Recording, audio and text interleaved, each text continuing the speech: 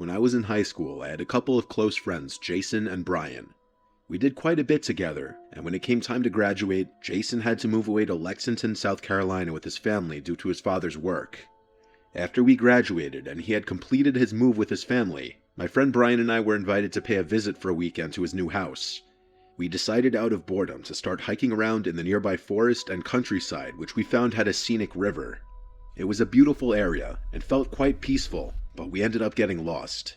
We decided to keep following the river as we lost track of which direction was upstream or downstream, with no sounds of civilization anywhere we could hear. We quickly became concerned about finding a telephone to call Jason's mom or dad to get us from wherever we were, even though there was no paved road or street that we could find nearby. As we kept following the river, we came to this old church-looking building made of really old red bricks with a dirt parking lot and a dirt road leading up to it. It was very encroached with growth and bushes. We decided to go inside and see if there were people, and maybe ask to use their telephone and get the address for this location. We noticed there were a few old cars which looked to be 70s or 80s, possibly Novas, 4 of them. Very dirty and rusted in this dirt parking lot with flat or missing tires. They were all white colored, or used to be, and parked in a row side by side. As we got closer, we heard gospel music sounds and some singing inside the church. We were relieved that there were people. So we went into the church, which appeared to be rather old and dilapidated.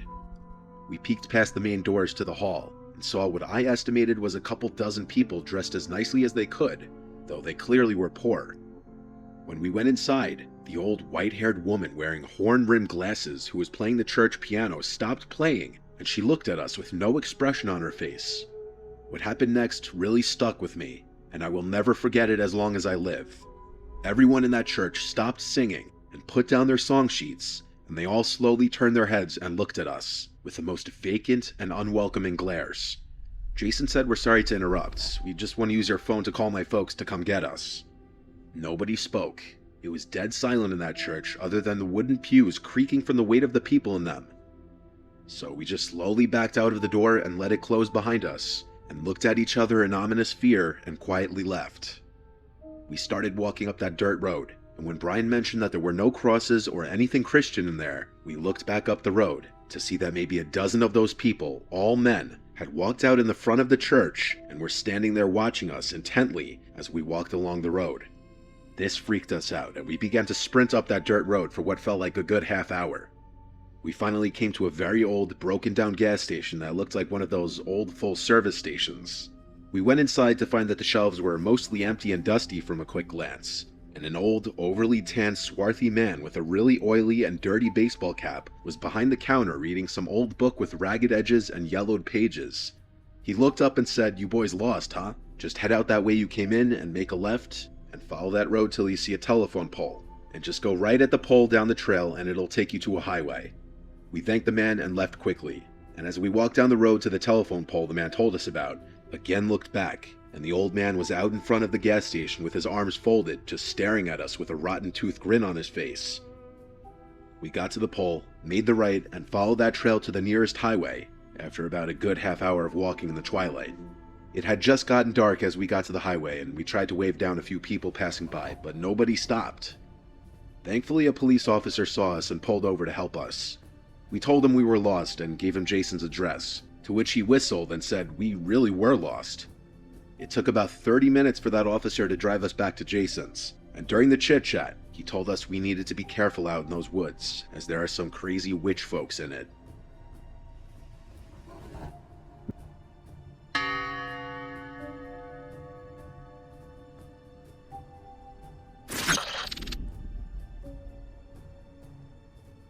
This happened a long time ago, back in 1989. I hope I can tell the story in a way that conveys just how bad this scared me. I still don't know what it really was or what happened, so I make no claims as to the explanation. I still think about this sometimes. I was 19 years old and I was working in an after-school care program that was run out of the building of a small church in the rural southern town where I lived. The church was really small and in the shape of an L, with a door at the top of the L, the sanctuary at the elbow of the L, and a door at the short end of the L. There was also a full basement that was furnished and used for the Sunday school rooms, and where the kids from the after-school program did homework and played games sometimes. There were only about 12 or 13 kids in the program most of the time, and I think one time we swelled to something like a whopping 17. Because the church was small and the community was small, there were no aspirations to have a large program, and the entire thing was really to provide a service to parents in the church. Anyway, what I would do every weekday was attend community college classes in the morning, and then go straight from classes to the church and work on homework or read until the kids were dropped off by the school bus. I usually had between 2 and 2.5 hours either completely alone in the church, or sometimes the pastor would stop by and work in his office, but mostly I was alone. I never heard or saw anything at all, and I was locked inside the building, so no one could come in. Even when the kids were there, the doors stayed locked for safety. I did this for a full year and a summer, and then the second year, my best friend at the time came to work with me. She and I were both pretty serious kids in the sense that we didn't drink or do drugs. We weren't into anything occult or spooky. Just normal young girls who went to college classes and went to work. One day, not too long after she started working with me, I had the kids in the basement playing games while some of them worked on homework. The deal was that one of us would prepare a snack in the kitchen upstairs while the other one entertained the kids. She was upstairs making snack when all of a sudden I hear the door at the top of the basement stairs open, and she comes running down the stairs calling my name. I could hear the fear in her voice, so I met her at the bottom of the stairs, and she was scared. She was not one to be dramatic at all, and I had never seen her scared before, and I'd known her since the 8th grade. I asked her what was wrong, and she said, in a trembling voice, that she'd heard someone in the sanctuary. I said, "What? No way. We're here by ourselves. It must be your imagination." But she was adamant that she'd heard someone upstairs in the sanctuary, and she was scared to death. Again, I told her she must be mistaken, and she said, "I'm not kidding. There's somebody up there moving around in the sanctuary, and I saw something. I don't know what it was." The sanctuary, in the elbow of the L shape of the church, was right beside the kitchen where she'd been preparing a snack. I was a brave kid and had more bravery than brains at the time. I told her to stay in the basement with the kids and that I was going up to check it out. That scared her as well, and she told me not to go. It really was a stupid thing for me to do, considering that if someone had been up there, I could have been attacked, and I really wouldn't have been able to do anything about it. But anyway, I went up to the top of the stairs and stuck my head out the door and first made sure no one was in the hallway. Next, I checked all of the Sunday school rooms down the long arm of the L, along with the pastor's office. I found nothing, so by this time, I was sure she'd heard the wind. It was fall and windy. Or heard the foundation of the building settle, and it spooked her. Next, I checked the bathrooms at the short end of the L and made sure that all of the doors to the building were locked. No one had come into the building since we got there, and the doors had been locked when I arrived that day, so I was absolutely sure we were alone. Next, I walked up to the door of the sanctuary and looked through the small window at the top of the door and saw nothing. There was a row of pews on each side of the sanctuary, a pulpit up front, and on the left side of the pulpit was a closed door that led to the choir area. So I opened one of the doors and walked into the sanctuary and slowly made my way up to about halfway of the pews, and I stopped and looked around. Everything was dead silent. I said, "Hello? Is there anybody here? Hello?" And just as I finished saying that, the door to the left-hand side of the pulpit slowly swung all the way open. I can't really put into words the feeling that hit my body. The blood drained down out of my torso and into my legs, which both tried to run and were bolted to the floor at the same time. A jolt of adrenaline surged through my body, and at the same time, I felt like I was moving in slow motion as I turned and bolted out of the sanctuary and down the stairs, yelling to get the kids out of the building. We got the kids out back and debated what to do. This was the time before cell phones, so one of us still had to go back inside and call the pastor to come down. Or we all had to stand outside and wait for a parent or someone from the church to come by and check things out, which could be a very long time. I went back inside to the pastor's office, and quickly used the phone to call his house and ask for someone to come by. When the church was searched, nothing was found, and everyone thought we had overactive imaginations. Like I said in the beginning, I make no claims as to what opened that door or what my friend heard, but something or someone was in that church with us that day, and I never felt comfortable alone there again.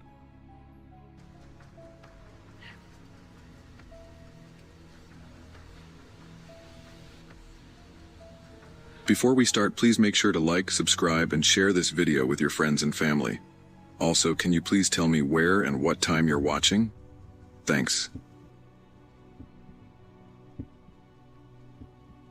Since the pandemic, the global employment landscape has undergone a dramatic transformation. If there was one positive takeaway from that difficult period, which kept us all confined for over a year, it was the shift in mindset.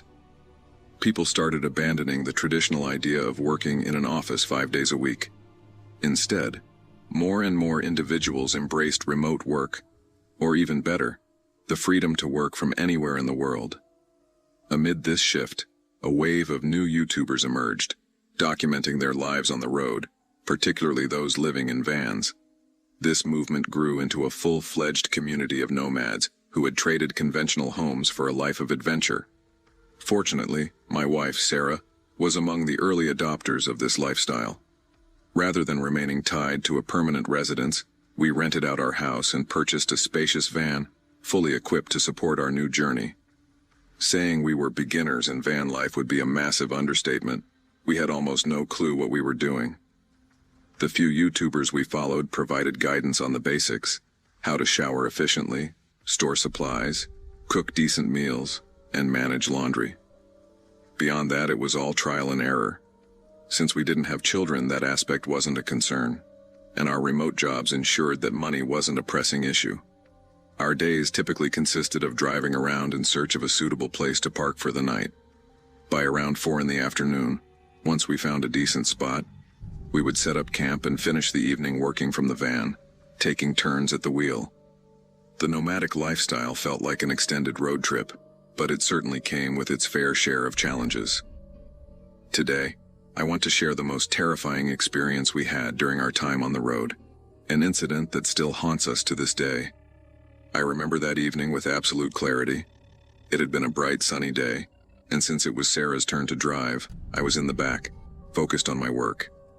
At that point, we were traveling along a narrow highway, flanked by a dense forest. The road was eerily empty, making it feel even more isolated. As we drove, Sarah suggested we start looking for a spot to park for the night. I wasn't too keen on the idea. After all, we were in the middle of nowhere, and the sun was rapidly setting. However, we had a strict rule about not driving after dark, so we reluctantly decided to stop when we spotted a small, abandoned-looking building off the roadside. While Sarah began preparing dinner, I stepped outside to set up our makeshift camp. Although our van was well equipped for comfort, we both enjoyed spending time outdoors whenever possible. By the time I finished, night had fully settled in, wrapping everything in darkness. I used a small lamp and a headlamp to illuminate my surroundings as I tidied up. Then, out of nowhere, I heard a faint rustling in the nearby bushes, just a few meters away. I tried to brush it off. Wildlife was common in these areas, but a creeping unease settled over me. Moments later, the sound came again, much closer this time. Something about it felt off. A sudden chill ran up my spine, and instinct told me something wasn't right. Without hesitation, I climbed into the van and told Sarah about the strange noises. Grabbing our small video camera, which we often used to document our travels, I cautiously stepped back outside to investigate. Then, cutting through the silence of the forest, I heard it, a blood-curdling scream. It was the shriek of a woman, high-pitched and agonizing. My heart pounded as I stood frozen, struggling to process what I had just heard. And then it happened again, the same unearthly scream, followed by the unmistakable sound of heavy footsteps approaching from the woods. Fear surged through me. Dropping everything, I scrambled back into the van and slammed the door shut. Sarah looked at me, confused. She hadn't heard anything. I barely had time to explain before we both noticed something chilling, a shadowy figure peering through the cracks in our curtains. My breath caught in my throat. Without thinking, I dropped to the floor, signaling Sarah to do the same.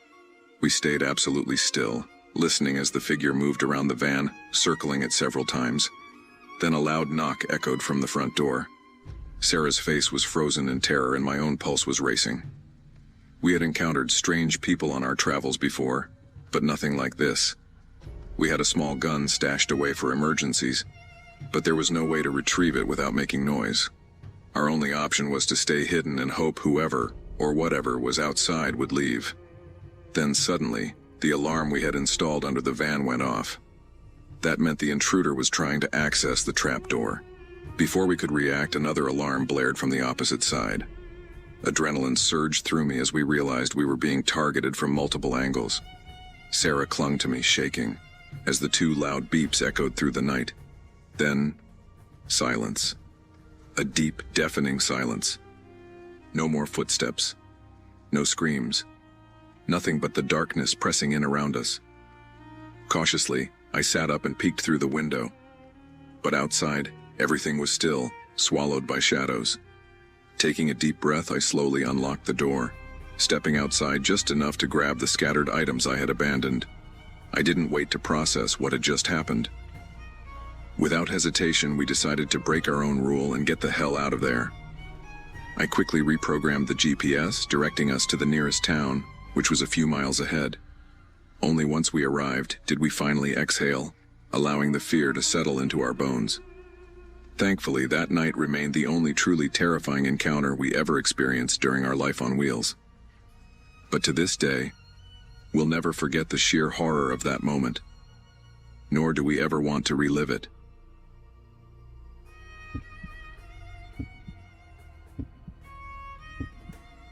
Let's talk about the stretch of Interstate 70 in Utah that runs between Salina and Green River. A desolate expanse of more than 100 miles with absolutely no services. No gas stations, no restaurants, no hotels. Just a long, empty road cutting through the rugged landscape. The only places to stop are a few scenic overlooks where you can stretch your legs.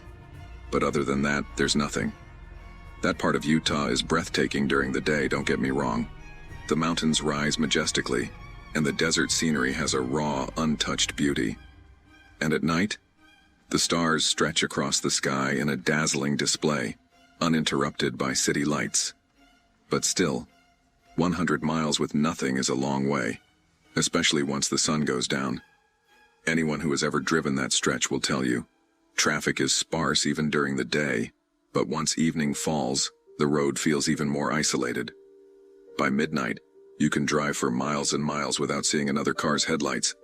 And don't even get me started on the cell signal. Coverage out here is practically non-existent. It's not a place where you want to be stranded, especially at night. Just imagine, your car suddenly breaking down in the middle of nowhere, with no signs of life for miles. The thought alone is enough to make anyone think twice before making the drive. Unfortunately for me, I didn't have time to think twice. I hit the gas because I was in a hurry. A little background. I'm from Nebraska, from a town mostly known for its college soccer team, the Cornhuskers. Born and raised there, I stayed until I was 25, before deciding it was time for a change. Since I was single and didn't have kids, I figured it was the perfect chance to get out and see the world. So, I took a job on the West Coast and moved away. Most of my family is still in Lincoln, my hometown, so I try to visit whenever I can. On one particular Sunday around 2 p.m., I got a call from my mom. My grandfather, who had been in a nursing home since his stroke, wasn't doing well. The doctors didn't expect him to make it to the weekend. If I wanted to see him one last time, I needed to go. Fast. Since I'd been out of work for a while, I had the time to make the trip, but last-minute flights were ridiculously expensive. Driving was the only real option. I had done the drive before, and while it wasn't the most exciting experience, it was way cheaper. Luckily, I had just gotten my car repaired a few weeks earlier, so it was in great shape. So there I was, packing up quickly and hitting the road, my dog riding shotgun. The first part of the drive was uneventful, just long stretches of highway passing by. But as the daylight faded, I couldn't help but feel disappointed. Utah and Colorado are stunning during the day, but at night, all that beauty disappears into darkness. I love stargazing, but when you're driving 80 miles per hour, it's hard to really appreciate the night sky. And since I was in a hurry, stopping to take in the view wasn't an option. Instead, I cranked up the music and started singing out loud to keep myself awake. We've all been there, right? After midnight, I finally rolled into Salina, Utah. That's when I saw the sign. No services for 110 miles. A friendly little reminder from the city, meant to warn travelers about what lay ahead. And trust me, that warning is necessary. Plenty of people have gotten stranded out there, and when they do, their only choice is to walk back to the gas station, something that apparently happens several times a week. I wasn't about to take any chances. I pulled into a gas station, filled up my tank, and got ready to take on one of the loneliest stretches of road in the country. I hit the road right away. It had snowed recently, and although the pavement was clear, thick piles of snow lined the sides of the highway. Normally, I'm the kind of driver who enjoys the thrill of an open road. So on a stretch where the speed limit was 80 miles per hour, I was hovering closer to 90, except on the inclines, of course. After about 30 minutes of driving, I realized I hadn't seen another car in a while. I had passed a few vehicles earlier, but now their lights were long gone, swallowed by the darkness behind me. Have you ever driven alone on an empty road at night and suddenly felt a deep, unsettling loneliness? Sometimes, when I'm in those situations, I do something strange. I turn off my headlights for a brief moment just to see how dark it really is. It's almost freeing, in a way, a strange kind of therapy. But that night, I was just cruising along, lost in my thoughts, when out of nowhere, bang! The car jerked sharply to the left, yanking me from my trance. My dashboard lit up, the tire pressure warning flashing wildly. My heart pounded as I gripped the wheel, slamming on the brakes just enough to regain control. I veered onto the shoulder and flicked on my hazard lights. I already knew what had happened, a blowout. I had been through this before. Sighing, I stepped out into the freezing air and walked to the front of the car. Sure enough, the front left tire was completely flat. I pulled out my phone and turned on the flashlight, but the dim glow barely cut through the darkness. I checked my signal. Nothing. No bars. No hope of calling for help. Just me, the open road, and an endless, silent night. Frustrated, I lowered the rear passenger window slightly to let in some fresh air for my dog while I worked. Grumbling to myself, I popped the trunk and grabbed the spare tire and jack, knowing I'd have to leave the road at some point to get a proper replacement. As I made my way back to the front of the car, I froze.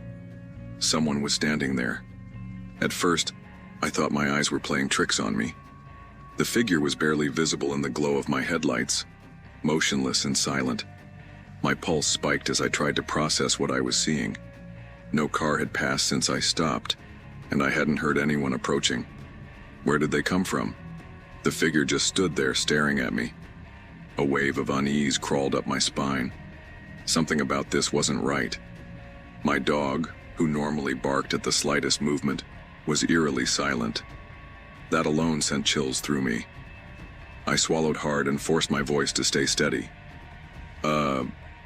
Hello? No response. The figure remained still, just standing in the freezing night air, not moving, not shivering. My heart pounded as I tried to ignore the overwhelming urge to jump back into my car and lock the doors.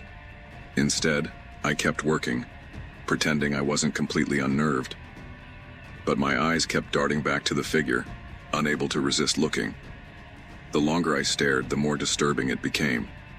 It was almost like the darkness itself had taken form and was watching me.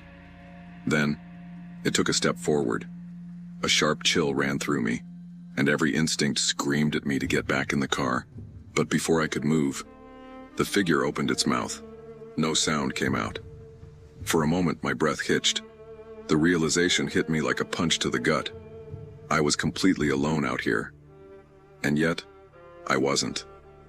The temperature had dropped to nearly 10 degrees, yet this person, if it even was a person, showed no sign of feeling the cold. My fingers gripped the crowbar I had pulled from the trunk, my knuckles white. Then, finally, a sound. "Do you need help?" The voice was weak, almost hollow. It was a man's voice, but it didn't sound as deep as I would have expected for someone his size. Something about it felt wrong. I hesitated, my breath visible in the frigid air. "Where did you come from?" I asked, my voice shaking slightly. Nothing. No answer. No movement. Just that same eerie stillness. I hadn't seen any headlights on the horizon. I hadn't heard footsteps approaching. How long had he been standing there? Slowly, gripping the crowbar tighter, I stepped toward the front of my car, trying to get a better look at his face. But no matter how hard I squinted through the dim light, I couldn't see anything. One thing that made me even more uneasy was his clothing. Or rather, the lack of it. I was bundled up in sweatpants and a thick jacket, yet I still felt the bitter cold creeping into my bones. But this guy... He stood there in nothing but a short-sleeved shirt, his head tilted downward, never lifting his gaze. He didn't shiver. He didn't fidget. He just stood there, frozen, except for his voice. "Do you need help?" His tone sounded even stranger now, as if he were struggling to force out each syllable, like speaking was unnatural for him. That was enough for me. Slowly, I started making my way toward the driver's door, telling myself I could lock myself inside if things got weird. I had the spare tire, but I wasn't exactly a physically strong guy, and if things went south, I knew I wouldn't stand a chance against someone his size. "Do you need help?" he repeated, louder this time. Then suddenly he took a step forward. "Do you need help?" He said it again, his voice picking up speed, almost frantic now. Another step. "Do you need help? Do you need help?" By the time he yelled it, his voice came out in an urgent, unnatural burst. Too fast, too forced, like a broken record skipping out of control. My heart pounded as I reached for the door handle, my fingers fumbling against the freezing metal. But just as I was about to yank it open, bright light flooded the road behind me. I spun around. Headlights. A car was approaching from the distance. Relief hit me like a tidal wave, but as soon as I turned back toward the man, he was gone. Panic surged through me. My eyes darted around, scanning the darkness. "Hello?" I called out, my voice barely steady. No response. The silence was suffocating. Seconds later, the oncoming car roared past me without slowing down. Honestly, I didn't blame them. If I were them, I wouldn't stop for some random guy on the side of a desolate highway in the middle of the night either. For a moment I thought about flagging them down, but I was too stunned to even raise my hand. My mind raced, trying to process what had just happened. Then, my gaze fell to the snow-covered ground where the man had been standing. Footprints. A clear trail of deep imprints stretched from where he had stood, leading down the road. My breath hitched as I followed them with my flashlight. 10 feet. Then they veered off, turning south, leading into the darkness off the road. I stood there, gripping my tire iron so tightly my knuckles ached. Every logical part of me screamed not to follow. It was 3 a.m. I was alone in the Utah desert, and the last thing I needed was to go chasing shadows in the snow. But damn it, I wanted to know. Before I could make a decision, another set of headlights appeared behind me, snapping me out of my trance. I took that as my cue to move. I hurried back to my car, changed the tire as fast as my frozen fingers allowed, and got the hell back on the road, this time at a much slower pace. The rest of the drive, uneventful, completely, eerily normal. I didn't tell anyone about what happened, not because I was afraid they wouldn't believe me, but because I wasn't entirely sure I believed it myself. 9 hours of driving can mess with your head. Fatigue can make you see things. That's what I told myself. But one thing was clear. I had no intention of driving that stretch of road at night ever again. Not in the desert, not alone.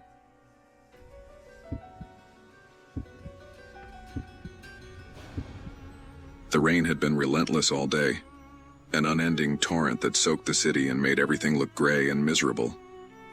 The hospital shift had been long and exhausting, the kind of day that drained every ounce of energy from my body. I had seen too many patients, rushed through too many hallways, and dealt with more stress than I cared to count. When the clock finally struck the end of my shift, I let out a sigh of relief and grabbed my coat, eager to get home. I stepped outside, instantly greeted by the cold wind and the drumming of raindrops against my hood. My truck sat in the far corner of the parking lot, barely visible through the thick sheets of rain. I trudged toward it, my feet splashing through shallow puddles, my hands shoved deep into my pockets for warmth. By the time I reached my vehicle, I was already shivering. Climbing inside, I shut the door and exhaled, watching the mist form on the windshield. The interior smelled of old leather and faint traces of coffee. The truck wasn't anything special, just an old battered thing that had been with me for years.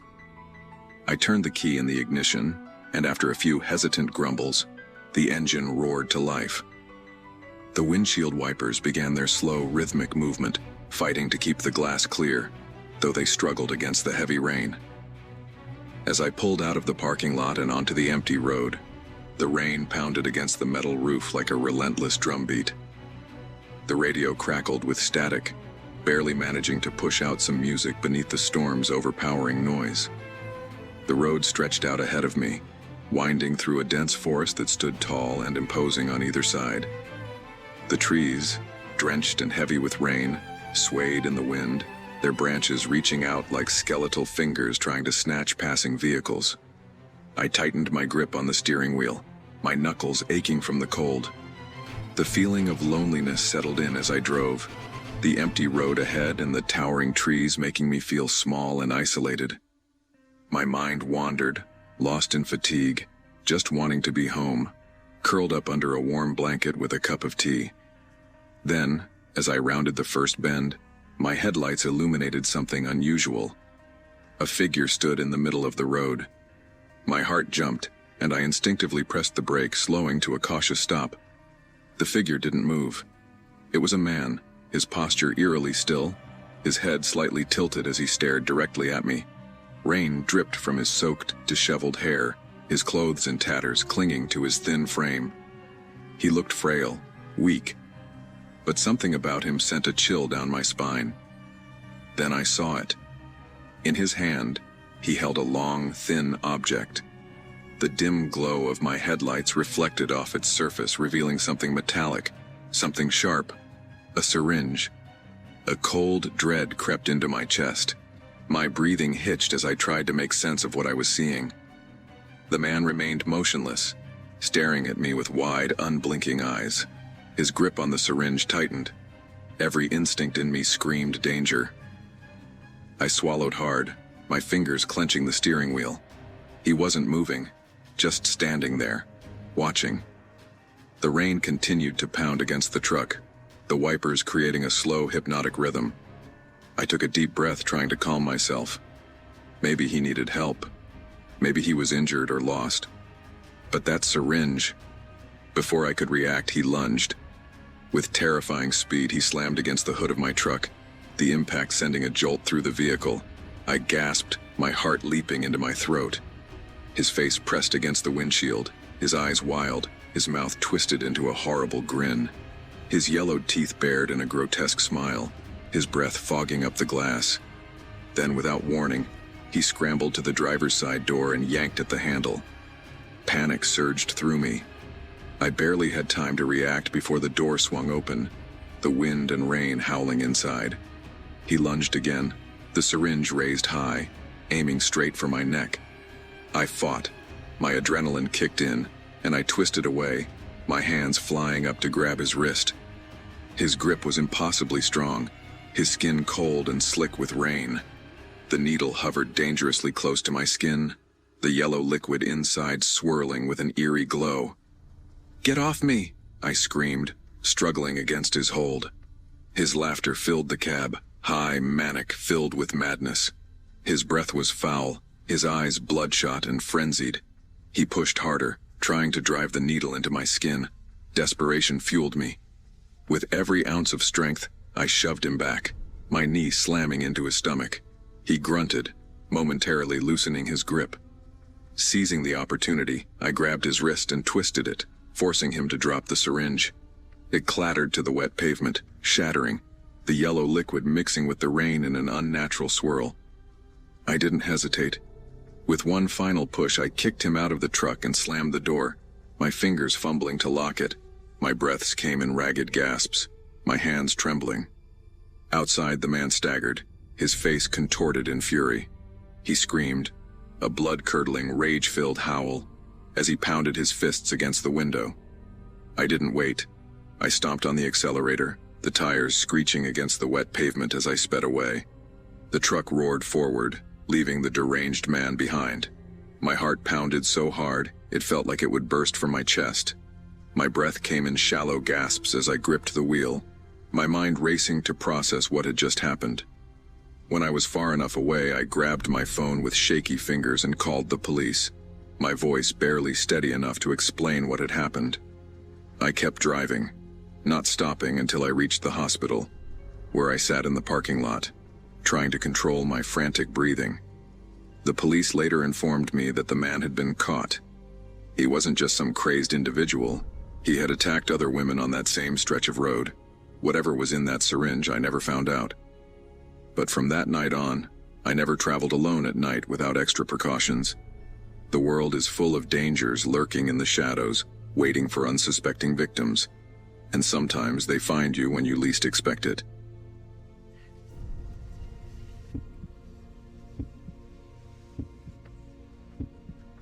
I stopped using cabs a year ago, right when I turned 24. At the time, I was working as a community nurse, and for a change, my coworkers were urging me to join them for a Christmas party. To be honest, I wasn't particularly excited. I've never been a big fan of bars, and the thought of commuting home late at night always made me anxious. However, my boyfriend, who lived in the next town over, encouraged me to go. He thought it would be a good opportunity for me to bond with my colleagues outside of work and to make things easier. He even offered to pay for my cab ride back home. With that little push, I decided to step out of my comfort zone, put on a pair of heels, a nice dress, and give the night a chance. To my surprise, the party turned out to be much more fun than I expected. After a few drinks, my colleagues suggested heading to a nearby bar to continue the night. The idea made me a little uneasy. I had always been cautious about my safety. But knowing that I had a way to get home without too much trouble, I agreed. As the night stretched on, the atmosphere became even livelier. We laughed, exchanged stories, and truly enjoyed each other's company. I won't lie, I drank a little more than I should have. I wasn't completely drunk, but I was definitely feeling lightheaded, my senses slightly dulled. Still, I was having a great time. As the clock neared 1 a.m., one of my friends suggested that we should start heading home. At that moment, I hesitated. It wasn't a bad idea, but I knew I had already pushed my limits. My boyfriend was expecting me, and with work the next day, staying out any later wasn't the best choice. I considered asking him to come pick me up, but I also didn't want to inconvenience him, knowing he was likely already fast asleep. So I made a quick decision. I'd hail a cab on my own. After a short wait, a cab pulled up in front of me, and this is where things started to go wrong. My first mistake was choosing to sit in the passenger seat. The driver didn't seem like a local. He had a rough stubble, dark skin, and an unusual accent with a heavy tone. At first, the conversation was harmless. He casually asked if I had enjoyed my night. But soon, his comments took a strange turn. He started talking about Norway's drinking culture and how women tend to act bold and flirtatious when they've had a few drinks. As he spoke, he shot me sideways glances, his lips curling into an unsettling, crooked smile. A wave of unease washed over me, but I forced myself to stay composed. I didn't want him to notice my nervousness. As the drive continued, his questions grew more intrusive. How about you? You got a man? How long have you two been together? Do you really like him, or are you just used to him? Bored, maybe? That last question caught me completely off guard. I felt a cold shiver creep down my spine. Trying to brush it off, I laughed lightly and told him I wasn't comfortable discussing my personal life with strangers. But despite my effort to steer the conversation away, the air inside the car grew thick with an unspoken tension. The atmosphere inside the car shifted. A heavy silence settled in. thick and suffocating, making me painfully aware of the situation I was in. My instincts screamed at me to be cautious. As the traffic light turned red, the driver suddenly leaned toward me and, in a hushed voice, told me to move closer. Something inside me jolted awake. Alarm bells rang in my head, loud and clear. My pulse quickened. Then, locking eyes with me in an unsettling way, he murmured that I had the most beautiful eyes he had ever seen. Before I could react, he moved his free hand closer, reaching out until his fingers landed on my thigh. A cold wave of fear shot through me. That was the moment I knew I was in real trouble. My mind raced, desperately searching for a way to escape. My first instinct? Throw myself out of the car. I knew it was reckless, but the idea rooted itself in my panicked brain. Probably because the alcohol was making it impossible to think straight. My heart pounded wildly as I slid my hand near the seatbelt latch, my other hand discreetly working to unlace my heels. If I had to make a run for it, I needed to be ready. I watched the streetlights blur past, waiting for the next red light, my body tense with anticipation. But then, relief. My nerves steadied as I began to recognize the streets. We were finally near my boyfriend's house. The driver pulled into the driveway, his hand still resting on my leg. The moment the car stopped, I acted fast. With one swift motion, I unbuckled my seatbelt, shoved his hand away, and threw some cash at him without waiting for change. I didn't care. I didn't even register whatever he was mumbling. I just needed to get out. I flung the door open and bolted, my bare feet slapping against the cold pavement as I sprinted to the house, my heart hammering in my chest. By the time I reached the bedroom, I was breathless, my entire body trembling. The noise must have woken my boyfriend because he sat up, groggy, and asked what was wrong. My voice wavered as I told him everything. Even then, I could still feel the weight of the driver's hand on my skin, like a lingering ghost of the terror I had just escaped. The experience haunted me the next day. I spent hours debating whether I should report him to the cab company, but fear kept me paralyzed. What if he found out it was me? What if he tracked me down? The thought made my stomach twist with unease. So I stayed silent. That night never left me. The memory still sends shivers down my spine, because I know how differently it could have ended if I had been any drunker, any less aware. The thought of other women, less fortunate than me, made my chest tighten. And then, 3 weeks later, I saw it. A newspaper article. A cab driver had attacked a woman. My blood ran cold. As I read the details, my mind spun. Could it have been him? The possibility sent a sickening wave of nausea through me. And then I remembered a friend of mine, how she once told me about a cab driver who tried to drag her away, pressuring her into sex. So here's my advice. Stay alert, girls. Always have a plan to get home. Never let your guard down. Because life can turn dangerous in an instant, and your safety is never something to take lightly.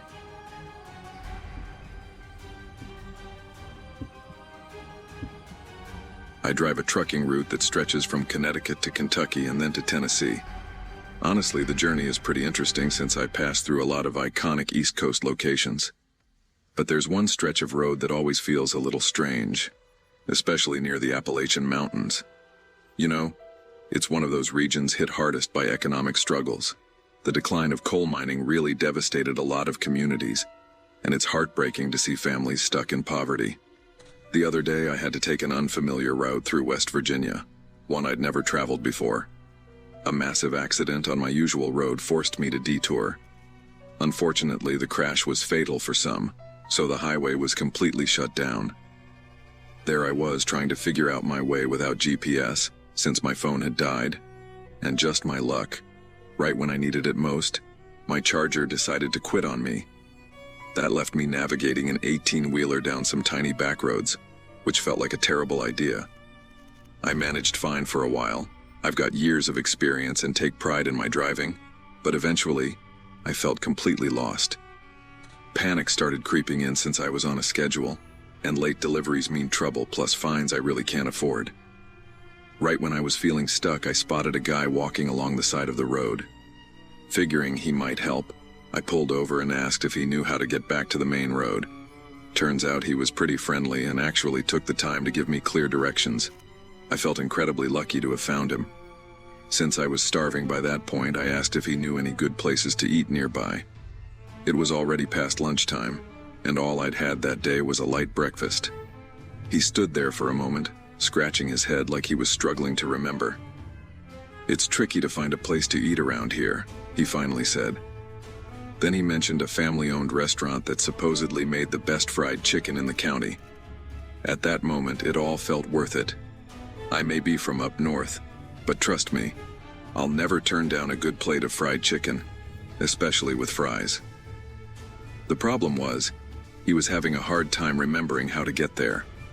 I was growing a little impatient, but after a couple of minutes, it clicked for him.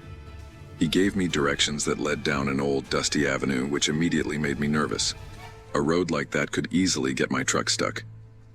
After explaining a bit more, he told me the restaurant was in an old shopping center. Not much was left of it, just a few small businesses still hanging on. He warned me not to be surprised if the place looked empty around lunchtime, since they did most of their business in the evening. That didn't matter to me. I was excited and grateful, so I thanked him and set off. It took me longer than expected to find the shopping center, which was frustrating, especially since I passed plenty of chain restaurants along the way. My stomach was growling for some homemade fried chicken, and fast food just wouldn't cut it. When I finally arrived at the place he described, I wasn't exactly disappointed, but I was definitely surprised. The area was in rough shape, far from any major roads, and there weren't any signs advertising a restaurant. Even stranger, I couldn't see a single open business in any of the storefronts. It was one of the most confusing situations I'd ever found myself in. It was one of the most chilling situations I had ever been in, and I couldn't shake the uneasy feeling creeping up my spine. Still, after driving around so much just to get here, I wasn't about to turn back without a fight. As I wandered around the abandoned mall, my spirits suddenly lifted when I spotted a huge sign that read something like Grandma Lila's Kitchen. Just then, a guy walked out of the restaurant and stared directly at my truck. From where I was standing, I wasn't sure if he even saw me. Maybe the glare of the sun was in his eyes. But the way he kept looking unsettled me. Something about the moment felt off, but I tried to shake it off as I stepped out of my truck and approached him in the parking lot to ask if they were open. He didn't say a word. He just stood there, staring at me in a way that made my stomach turn. My instincts screamed at me to leave, to turn around and get out of there immediately. A deep sense of dread washed over me, like I had walked into a situation I couldn't control. Then, in an instant, the man turned around and reached into his back pocket. At first, I thought he was pulling out a wool cap, but as he lowered his hand, I realized it was something else, a ski mask. But it wasn't the mask that sent ice through my veins. It was what he had in his other hand. A revolver. Panic flooded me. My body moved before my mind could even process it. I turned and sprinted back toward my truck. But as soon as I did, I realized I wasn't alone. More men appeared from the abandoned cars scattered around the lot, all moving toward me, each holding a weapon, knives, iron bars, whatever they could use. My heart pounded as the adrenaline kicked in, pushing me to run faster.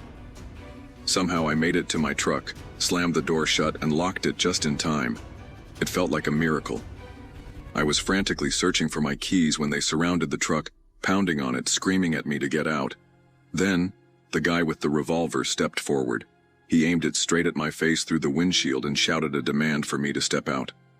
I knew that if I did, I was as good as dead. I had no choice. I had to get out of there, no matter what. My hands trembled as I jammed the key into the ignition.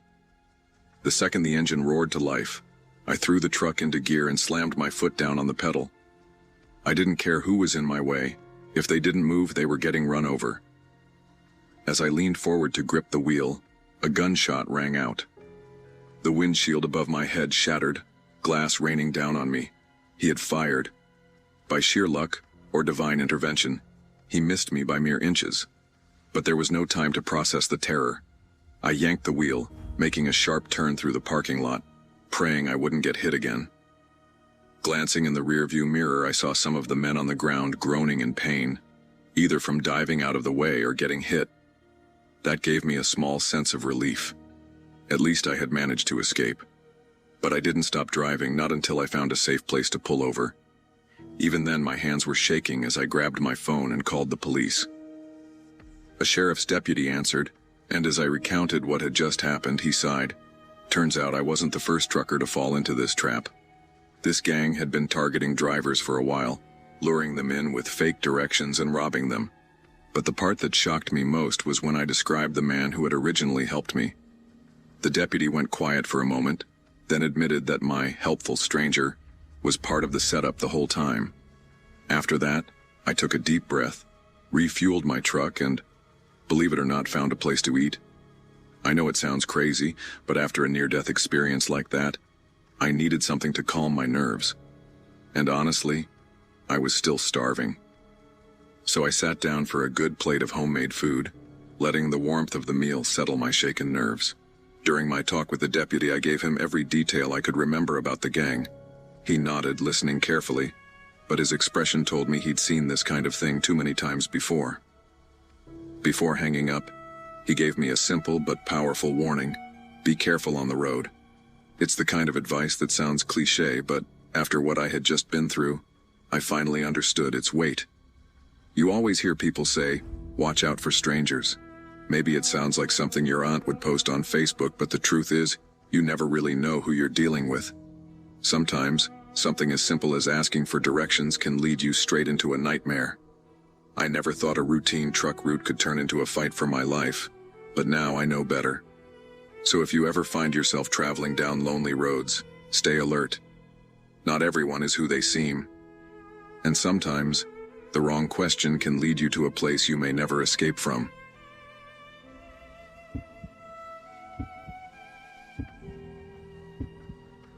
I'll start this story by being completely honest. I'm not the kind of person who believes in urban legends. I've spent my whole life driving, covering miles and miles of road, and the only things I've ever seen are accidents caused by exhaustion or recklessness. But there's one story that every truck driver in the area knows. Something I never took seriously, until I experienced it myself. There's talk of a woman named Lilith, someone who appears on the road when you're alone, especially in the early morning hours. Truckers describe her as a bride with a pale face and a vacant stare. She climbs into your truck and asks for a ride home. But what happens next is what used to make me laugh when I heard other drivers talk about it. They said that those who agreed to take her ended up dead in bizarre accidents, their trucks overturning for no logical reason. My story began on a quiet Tuesday night. The road was empty, the air was still, and the radio played softly in the background. That's when I noticed something strange. My radio started cutting out, the stations filling with static. I tried switching channels, but none of them worked. It wasn't the first time this had happened, so I wasn't too concerned, just annoyed.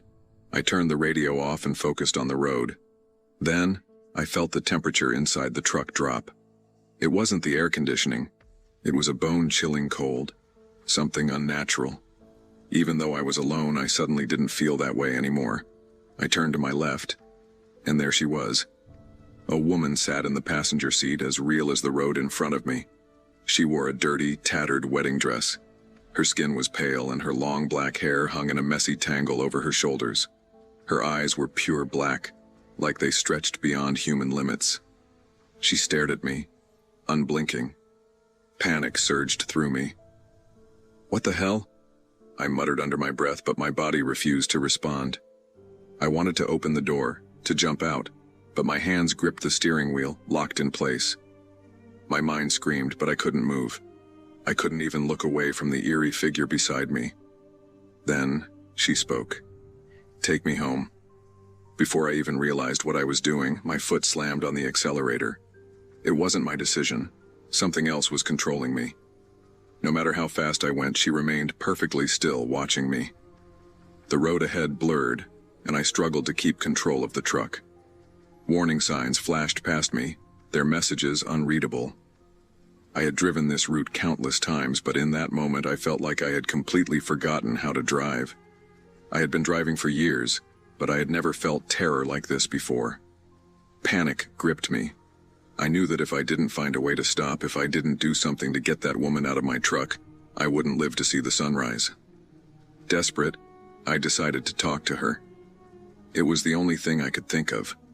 My lips were dry, and my voice shook as I finally managed to ask, "Where is your house?" I wasn't sure if I wanted to hear her answer, but at that moment I had no other choice. She lifted her hand and pointed straight ahead. But there was nothing there. The road continued forward with no exits, no turnouts. Confused, I glanced at her, searching for any sign that I had misunderstood, but her expression remained unchanged. My pulse pounded in my ears. Terrified, I kept driving, hoping I had missed something and that an exit would appear. But seconds passed, and the road stretched on endlessly.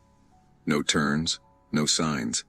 The air inside the truck grew thick, almost suffocating. A shiver ran down my spine as I noticed her expression had changed. She was watching me now, her face twisted with an anger I had never seen before. Her eyes glowed eerily in the dim light. "Where are you taking me?" she demanded. Her voice was sharp, accusing. "Didn't you hear me? Are you making fun of me?" Fear tightened around my chest. My hands trembled against the wheel. I stammered, trying to explain that there was no turn, but before I could finish, she lunged forward, her face suddenly inches from mine. "Take me home, take me home, take me home, take me home." Her voice rose into a shriek, deafening, inhuman. It was so loud that I instinctively flinched, my grip slipping from the steering wheel for just a second. The truck swerved violently. I struggled to regain control, but it was too late. The wet road sent the tires skidding, and suddenly, gravity shifted. I felt the entire truck begin to overturn. Time seemed to slow. The screech of twisting metal filled the air, blending with her piercing screams. My body slammed into the steering wheel, then the roof, as the world spun around me. Then, suddenly, silence. Everything went black. When I woke up, every inch of my body ached. Blood streaked my face, and a sharp ringing echoed in my ears. Dazed, I realized the truck had flipped, and I was still trapped inside, hanging by my seatbelt. But I was alive. With great effort, I unbuckled myself and fell onto the cab floor, groaning in pain. My vision was blurry, but I could make out the flashing lights of approaching rescue vehicles. How long had I been unconscious? I tried to move, but every attempt sent a stab of pain through my body. I had no choice but to wait for the rescuers. Once they pulled me out, they placed me on a stretcher and checked my injuries. I wanted to tell them everything, that the woman had made me crash, but the words wouldn't come. I barely managed to mumble before a paramedic injected something for the pain, and I drifted into near unconsciousness. Weeks later, when I finally shared my experience with fellow truckers, I expected them to laugh. I figured they'd say the accident had made me hallucinate. But to my surprise, their reactions were different. They were angry. "You weren't traveling with someone?" one of them asked, frowning. I was confused, unsure how to respond. Another driver shook his head. "Everyone who runs this route knows. You never drive alone at night, especially here." I stared at them, still trying to process what they meant. "Didn't you have a mannequin or something?" someone else asked. I could only mumble in disbelief. No one seemed shocked by what I had told them. Instead, they were more concerned that I had left my passenger seat empty. That's when they explained it to me. "On this route, you never leave the seat beside you unoccupied. If you don't have a real passenger, you use a mannequin, a stuffed animal, or something, anything, to fill the space. But never, ever, leave it empty." From that night on, I swore I'd never drive alone after dark again. At first, it felt ridiculous having a stuffed animal as a passenger, but it was better than risking another encounter. I never spoke about that night to anyone outside the trucking world, but I listened as others shared their own stories as if these ghostly encounters were just another part of the job. It made me realize something. There were rules in the trucking world that went beyond logic. Never drive alone at night, and never ignore the bride of the legend. Because now, I knew the truth. The woman in the wedding dress wasn't just a myth. She could appear on any road, in any truck, and I had been lucky, or maybe unlucky, enough to meet her myself. Back in November of 2021, I thought a long drive would clear my head. My wife Emily and I had been married 7 years, and things between us were tense. Not bad exactly, just worn thin. We lived outside Denver, both working long hours and talking more about bills than dreams. Her sister had invited us down to Albuquerque for Thanksgiving, and Emily insisted we drive instead of fly. "We need the time together," she said, tossing a cooler in the back of my aging Subaru Outback. We left late afternoon on a Wednesday, the sky already getting that winter gray. Emily had her lists: snacks, gas stops, a loose schedule that had us pulling into her sister's driveway before sunrise. She wore my old college hoodie and kept brushing a strand of hair behind her ear, the way she always did when she was anxious, but pretending not to be. I drove, hands at 10 and 2, pretending I was fine, pretending the hollow feeling in my chest was just work stress. Around Pueblo, she switched the music to some true crime podcast about people disappearing on highways. I rolled my eyes and told her she was trying to freak me out on purpose. She laughed, said, "Relax, Matt. It's just a story." But the way the narrator's voice droned on about late-night roads and strangers made the empty stretch ahead of us feel even longer, like we were slowly driving off the edge of the world. By the time darkness swallowed the plains, we were alone with the road, the engine, and the things we did not want to say out loud. We crossed into New Mexico close to 10 p.m. Emily had dozed off, her head against the window, breath fogging the glass, the glow from the dash painting her face in soft blue. I turned the podcast off and let some old country station fill the silence. The Subaru rattled over cracks in the pavement, the heater struggling against the November cold. There is a part of I-25 between Raton and Las Vegas that feels like nothing. No towns, no traffic, just black fields, and the occasional ranch light way off in the distance. Out there, the world shrinks to your headlights and whatever's hiding behind them. That is where I first saw the headlights in my rearview mirror, coming up way too fast. A dark pickup rode my bumper, then pulled to my left, pacing me. The driver leaned on his horn, flashing his high beams, waving one arm like he was trying to flag me down. I felt my stomach knot. Emily jerked awake beside me, disoriented. The man lowered his passenger window as we rolled ours down halfway. The wind knifed through the crack, carrying his voice in broken pieces. "Your back tire," he shouted, chopping at the air with his hand. "Sparks, you're gonna lose the wheel." His truck eased in front of us and drifted onto the shoulder, hazard lights blinking. I hesitated. It was late, it was empty, but logic won. If a tire really blew out at 75 miles per hour, we could flip. I heard myself tell Emily, "I'll just check fast. Keep the doors locked." She stared straight ahead, jaw tight, and nodded. I pulled onto the shoulder behind him, our headlights washing over the back of his mud-caked truck. That one choice still keeps me up at night. He was tall, maybe 6'3", wearing a faded denim jacket and a baseball cap pulled low. As he walked toward me between the trucks, I noticed how calm his stride was, like he had done this 100 times. His face up close was ordinary.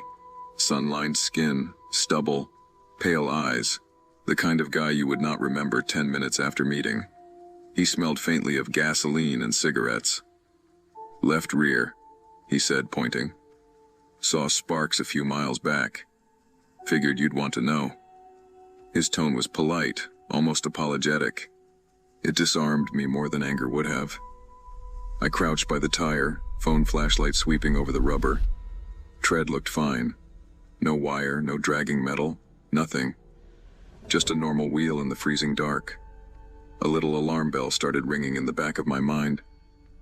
I turned to tell him everything looked okay. He had moved closer. Too close. 3 feet away, maybe less. His face now blank. All friendliness gone. It was like someone had shut a light off behind his eyes. "You sure?" he asked quietly. His voice sounded different, flatter. "Yeah," I said, backing toward the Subaru. "I think we're good." Appreciate you stopping. I saw Emily's silhouette through the windshield. Even at that distance, I could tell she was watching him, not me. Her hands were clenched on her lap, shoulders rigid. I turned away for half a second, enough to break eye contact. That's when his hand clamped onto my shoulder, fingers digging in hard. He said, "You should have checked better," in this low, almost amused tone. Something cold pressed against my throat. The glint of a knife blade caught my own headlights. And for the first time in my life, I was sure I was about to die on the side of a road in the middle of nowhere. I flinched backward, my boot slipping on the loose gravel. That stumble saved my life. The blade sliced in front of my neck instead of through it. I went down hard, the air blasting out of my lungs. Emily screamed my name, muffled by glass and engine noise. He stepped over me like I was trash in the road and went straight for the driver's side door. His movements were slow, controlled, like this was not panic for him. This was routine. That was almost worse than if he had come in wild. "Emily, out the other side! Run!" I croaked, my voice shredded. I heard her fumbling with something. Seatbelt, lock, her phone, I don't know. His fist slammed into the driver's window with a sickening thud. The glass shook but held. Adrenaline took over. I lunged at his legs, wrapping my arms around his waist and driving forward with everything I had. We crashed onto the pavement, the knife skidding under the Subaru. For a split second I thought I had him. He rolled us with terrifying strength, pinning me with his knee on my chest. His hands wrapped around my throat, thumbs pressing so hard I saw stars. His face hovered inches above mine, totally expressionless. No anger, no joy. Just empty. The world tunneled. Sound shrank to a low roar. The last clear thing I saw was the passenger door flying open and Emily bolting into the darkness, barefoot sprinting up the shoulder. His head snapped toward her, like he had heard a signal. Then the pressure vanished as he leapt off me and ran after her. I lay there choking, gasping, my vision slowly coming back. The highway around me was dead silent. The only sound was the wind scraping across the asphalt. When I finally forced myself to my feet, both trucks were sitting there, idling, like nothing had happened. But Emily and the man were gone, swallowed by the dark. I staggered up the highway, calling Emily's name until my throat burned raw. My voice echoed off nothing. No cars, no houses, just open land, and that endless black. About 100 yards up, I found her phone face down on the shoulder, screen cracked, still recording a half-finished 911 call. Further on, one of her sneakers lay on its side in the lane, white laces glowing in the headlights when I turned back. I do not know how long I walked before I saw her. She was just off the pavement, in the scrub and gravel, on her back, eyes open to the sky. For a second, my brain refused to accept what I was seeing. My mind tried to turn it into a prank, a mistake, anything but what it was. There was so much blood, but the strangest thing was the quiet. No struggling, no gasping, no last words, just stillness. The cut across her throat was too clean to be an accident, too terrible to describe. I dropped down beside her, grabbed her hand, and waited for any sign of life that never came. The stars above us felt wrong, like they were witnessing something they shouldn't. Eventually, headlights appeared far down the road. A semi pulled over when the driver saw our abandoned car and my hazard lights strobing in the dark. He wrapped his jacket around my shoulders, his voice distant as he called 911. Then there were cops, paramedics, questions I barely heard. They found the man weeks later, hours away, living under another name. He had hurt other people. He had done this before. The trial, the sentencing, all of that feels like paperwork compared to the moment I had to point at him in court and say, "That's him." The man who turned a routine drive into a nightmare I still cannot wake up from. 2 years have crawled by. I moved states, sold the Subaru, started sleeping with a light on like a child. I cannot drive alone at night without my chest tightening. People online tell me I should feel lucky to be alive. Some days, that feels like a cruel joke. I'm not sharing this for sympathy. I'm sharing it because I want someone out there to survive a choice I didn't know was deadly. If you are ever on an empty road and someone tries to flag you down, do not stop. Call 911. Drive to a lit gas station or a town and get help from there. It is not your job to be a hero on the side of a highway in the dark. The road does not care if you are kind, if you mean well, if you are just trying to help. Some people out there are counting on that. Trust your instincts more than politeness. Your life, and the lives of the people you love, are worth more than a stranger's story on a lonely road.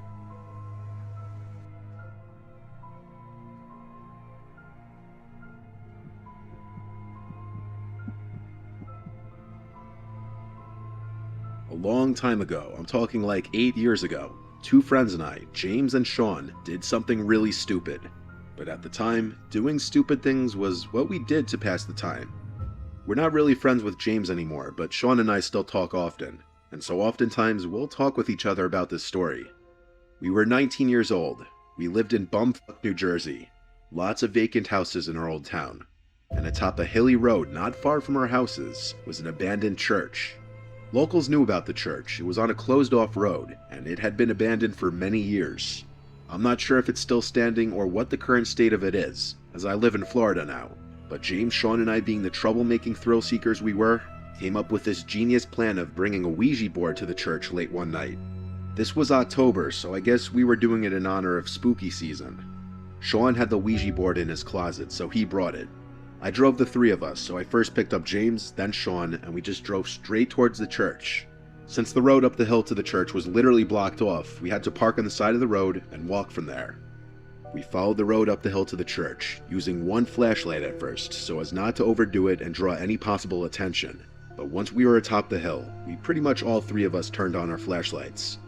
The church was surrounded by woods in basically all directions, and had a gravel parking lot alongside it. The church had been broken into a million times before, and was littered with graffiti, so the big front door was already ajar. Two of us had to work together to pull it open because it scraped on the floor though. Once inside, we naturally just looked around the place with our flashlights to make sure no one else was in there. It was definitely creepy being in that place at night. Sean set up the Ouija board. Then he pulled out these 3 candles from his backpack as well, and he laughed and said it would add to the experience. He placed the 3 candles in a triangle formation around the board, and as they were all lit, we turned off our flashlights. Now the only light in the whole place was from the candles, creating a much more eerie and uncomfortable vibe. We really couldn't see more than maybe 6 feet in all directions, so we began playing with the Ouija board. Sean was doing most of the talking. At this point, I can't remember exactly what he said, but he definitely opened with "Is anybody there?" and the typical cliche Ouija board questions. The planchette started to move, and we started to laugh. I knew it was one of them doing it. I feel like it's not possible to play with a Ouija board with your friends without someone jokingly moving around the planchette. We went along with it though, and whoever was moving it spelled out a few words. As this was going on though, we heard a weird crack-type sound come from the altar of the church. Best way I could describe it is it sounded like a big piece of wood cracking in half. It was loud, and it sounded like it was done by someone. We all jumped in reaction and hurried to shine our phone's flashlights in the direction of the altar.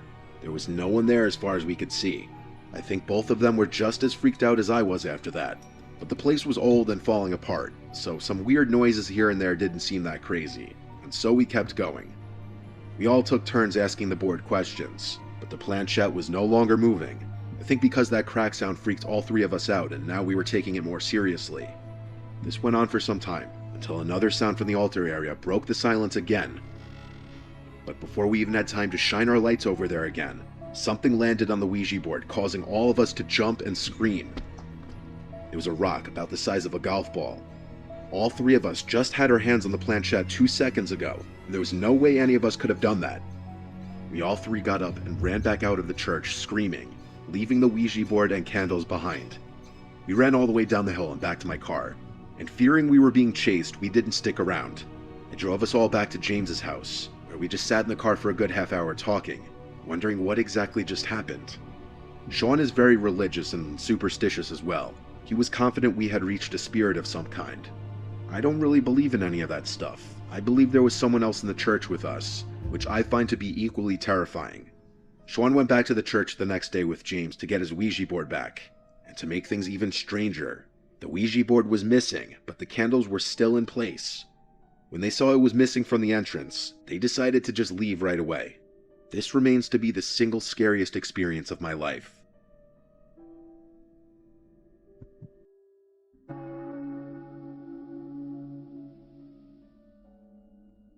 I grew up in Pords. It's a part of Cologne in the west of Germany. If you've never heard of it, that's normal. Nothing happens there. Most of our neighbors were old people who sat in the garden and talked about the weather. The biggest thing in our area was the airport. My dad worked there, and so did half the street. This was in the early 2020s. I was 9. That year, kids started going missing. First a boy from a town nearby, then a girl, then another boy. The police came to our school and told us not to talk to strangers. Parents stopped letting their kids walk to the bakery alone. My mother got really strict. She didn't even want me playing in the front yard without her watching from the kitchen window. I hated it. I was 9, and I wanted to ride my bike and look for frogs in the small woods behind the church. My mother said no every time. After 2 weeks of this, I started thinking about how to get out. One Saturday, she fell asleep on the couch. The TV was still on, some cooking show. She had been working night shifts at the airport, and she was tired all the time. I stood there watching her chest go up and down. Then I went to the hallway, put on my shoes very slowly so the Velcro wouldn't make noise, and opened the front door. I walked fast at first, then slower once I was around the corner. I felt big. I felt like I had won something. I went to the woods. They aren't real woods, more like a strip of trees between the houses and the field. I looked for frogs, but I didn't find any. I climbed a tree and pretended I was a soldier. I lost track of time the way kids do. When I came down, the sky was dark blue. I knew my mother would wake up soon, and I would be in serious trouble. I started walking back through the path that goes past the church. The church in Pords is small.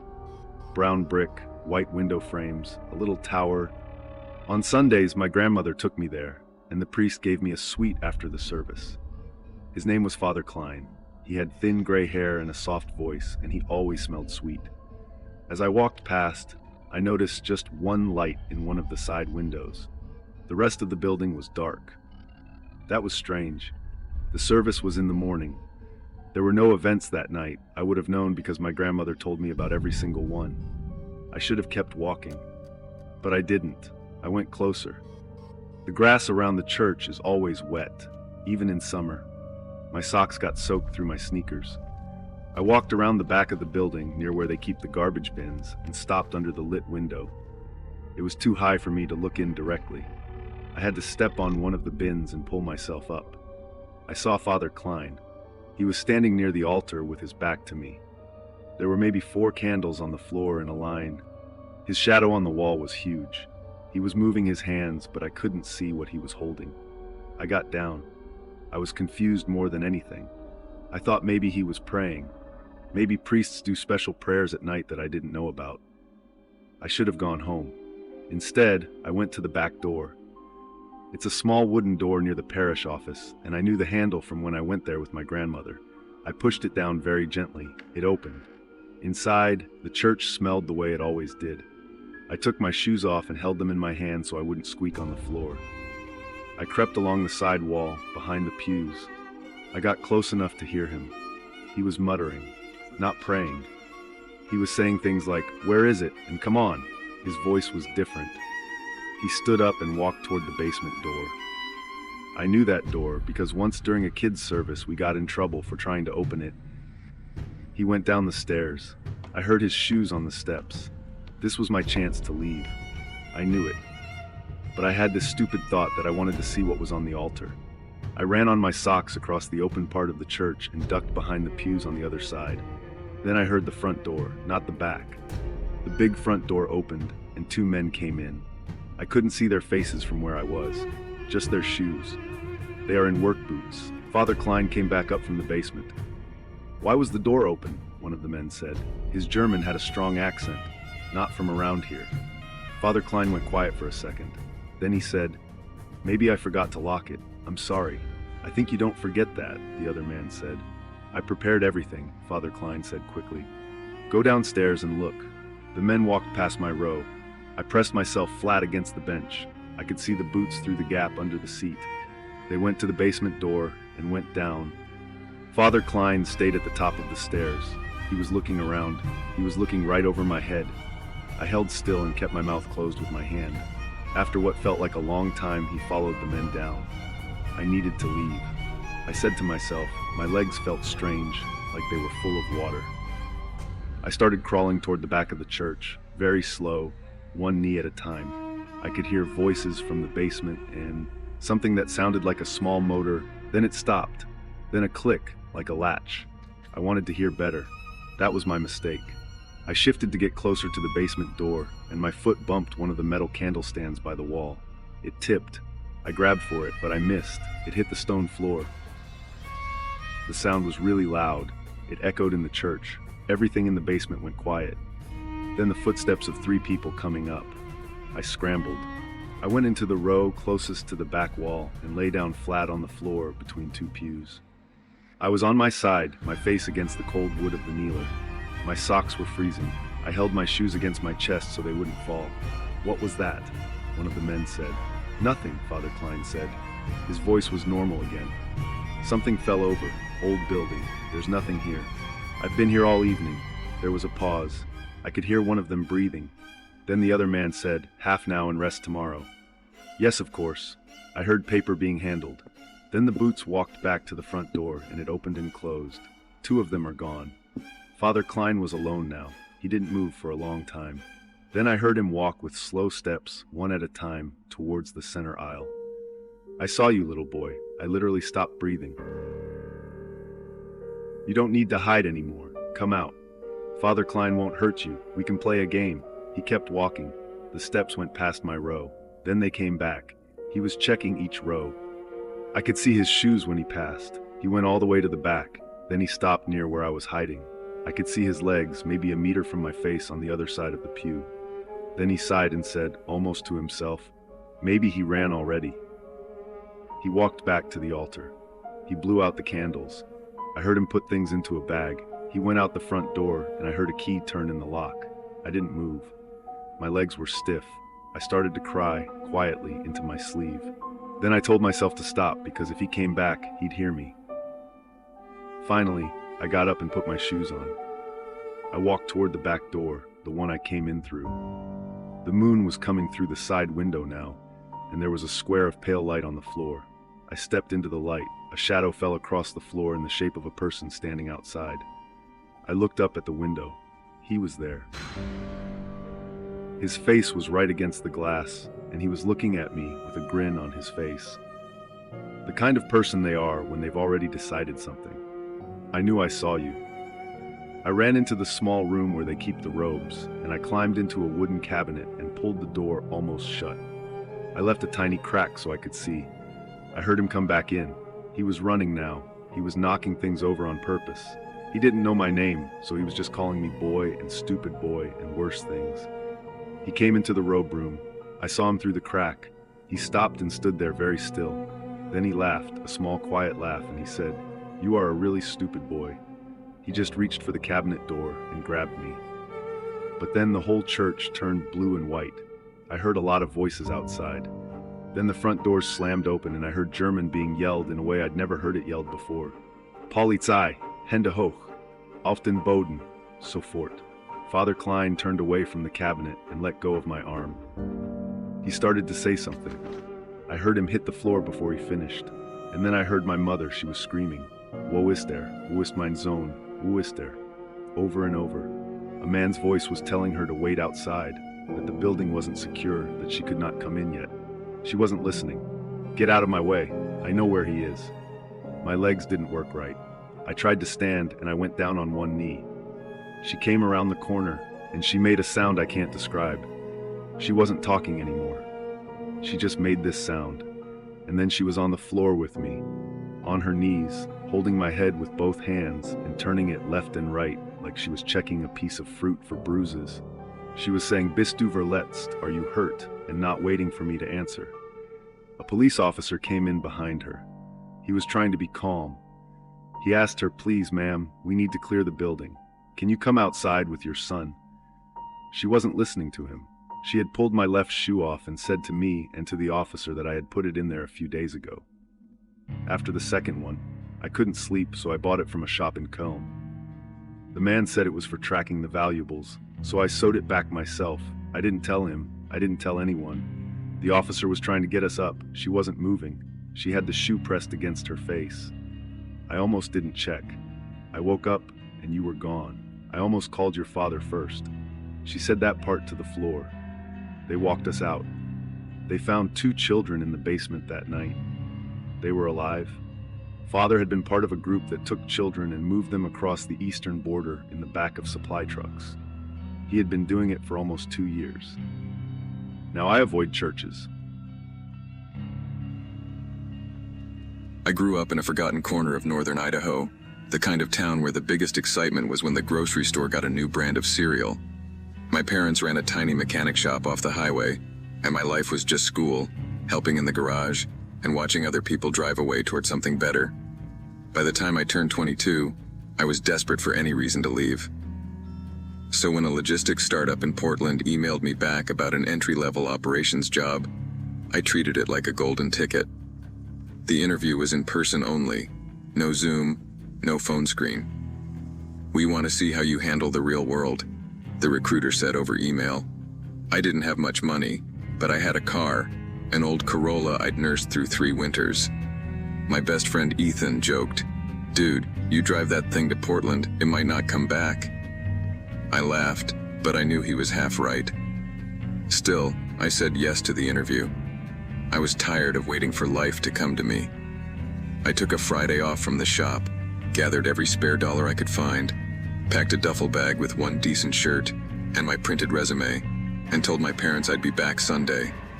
My mom hugged me a little too long and said, "Don't drive tired.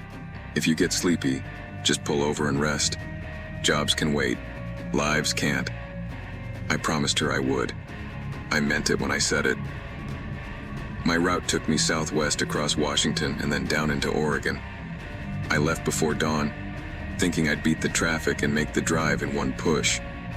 By the time I got past the city lights and into the emptier stretches, the sky had that bleached gray look like it couldn't decide if it wanted to rain or just hang there. After about 8 hours on the road, my eyelids felt like sandpaper. I slammed a gas station coffee and kept going, radio turned up, window cracked, doing all the classic stay awake tricks I'd heard about. None of them worked. Around 11 p.m., I was somewhere east of the Dalles, on a long, almost empty stretch of highway. My phone signal flickered to 1 bar, then nothing. I remember thinking how the dark out there didn't feel like night. It felt like distance.